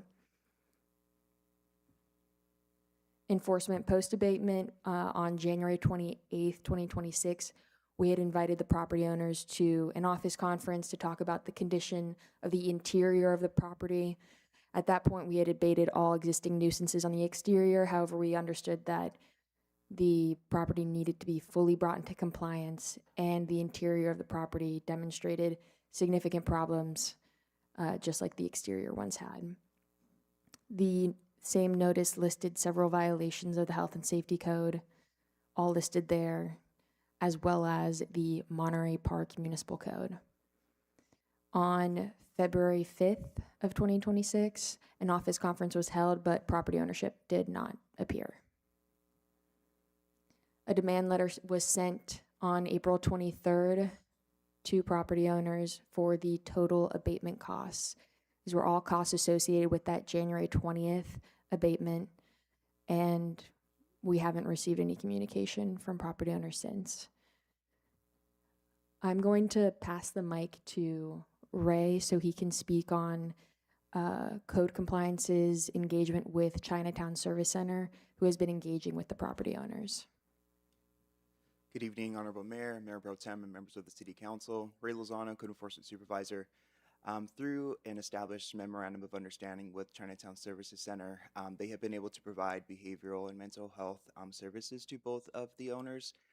We have a scheduled meeting for next Monday to have an in-person discussion with Chinatown Services Center and the ownership to explore longevity options to maintain compliance at the property, in addition to providing additional resources that Chinatown Services Center is most equipped to provide to both of the owners at this time.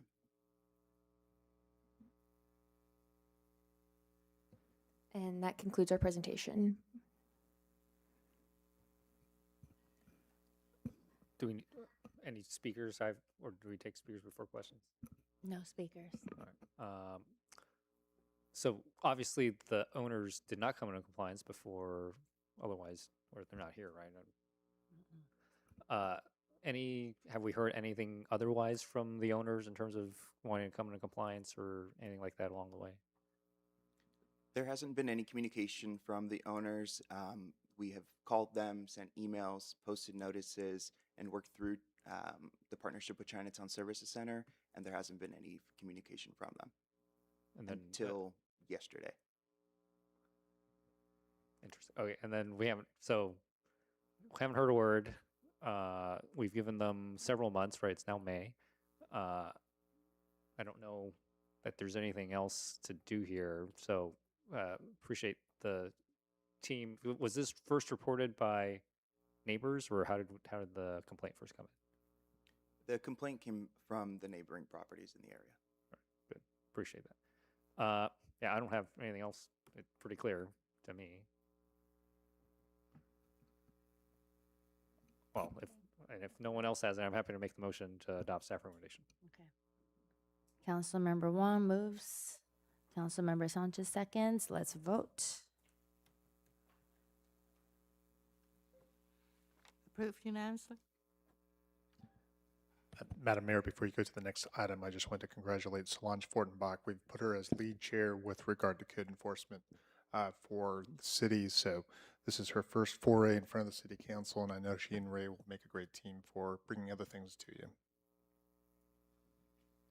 Thank you for all your hard work and efforts. It's a lot of steps. Thank you. All right. No new business. Then any communications?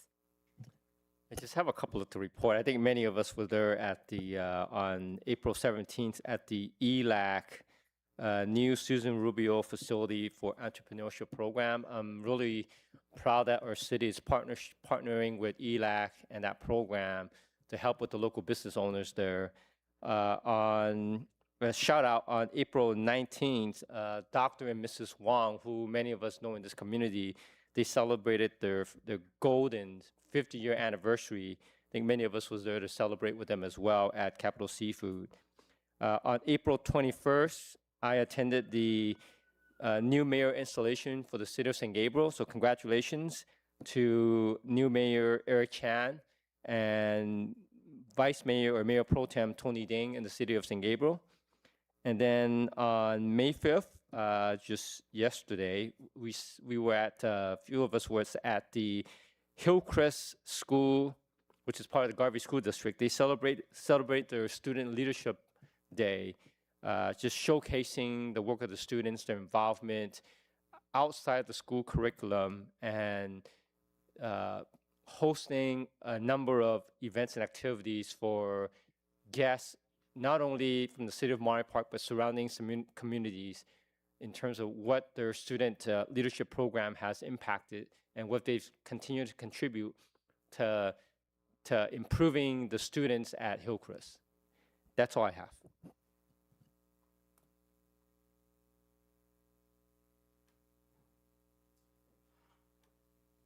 I just want to mention two items.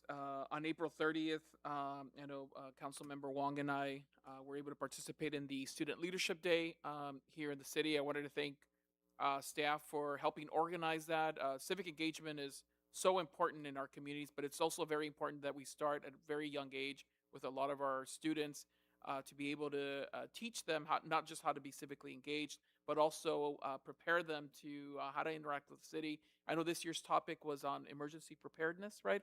So I know a lot of the students. In fact, I went to and spoke to them today at Marquette High School. Got to have lunch with them. So great to see a lot of them as well. But thank you for the staff, fire, police, and all city staff who were there. And thank you, Fire Chief, for hosting at the Fire Station 61. Very appreciative of that. And then also on May 2nd, I attended the Alhambra Latino Association dinner. Was there because also a lot of students who received scholarships from the Alhambra Latino Association were residents of Monterey Park, but students from Marquette as well. So wanted to share that and congratulate the students who received scholarship money to attend four-year colleges and universities. And then lastly, I just wanted to mention, because I know we passed item 10R, this is Teacher Appreciation Week. So for those of you guys who have children that are in school, make sure that you send a note to teachers and share the love and appreciation for all the work that they do. I can speak and say that teachers love Starbucks gift cards and stuff like that. If you're anyhow, I'll let you figure that part out. But anyhow, wanted to thank a lot of the teachers, especially in our community in Monterey Park. Our city serves 4 different school districts, including Garvey, Alhambra, Montebello, and LAUSD. So very appreciative of all the teachers that teach in our community and help prepare our students for the future, and very appreciative of all the hard work that they do. So I will hand this over now to my colleague, the Thank you. my friend, the Mayor Pro Tem. Well, thank you, neighbor friend.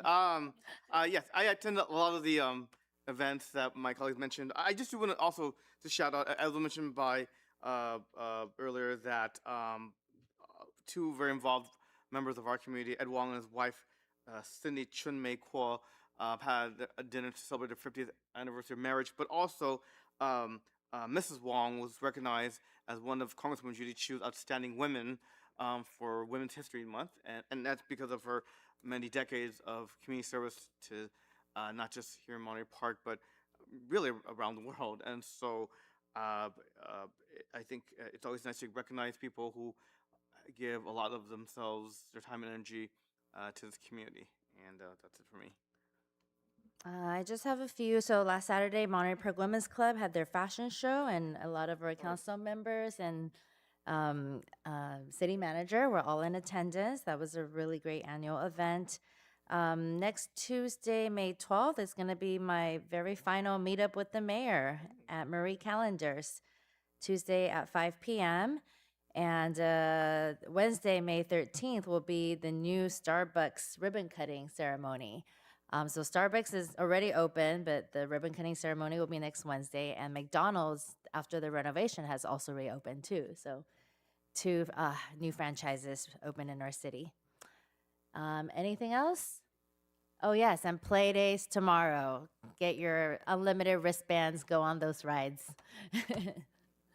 All right, anything else? Nothing? We will adjourn at 8:47 p.m.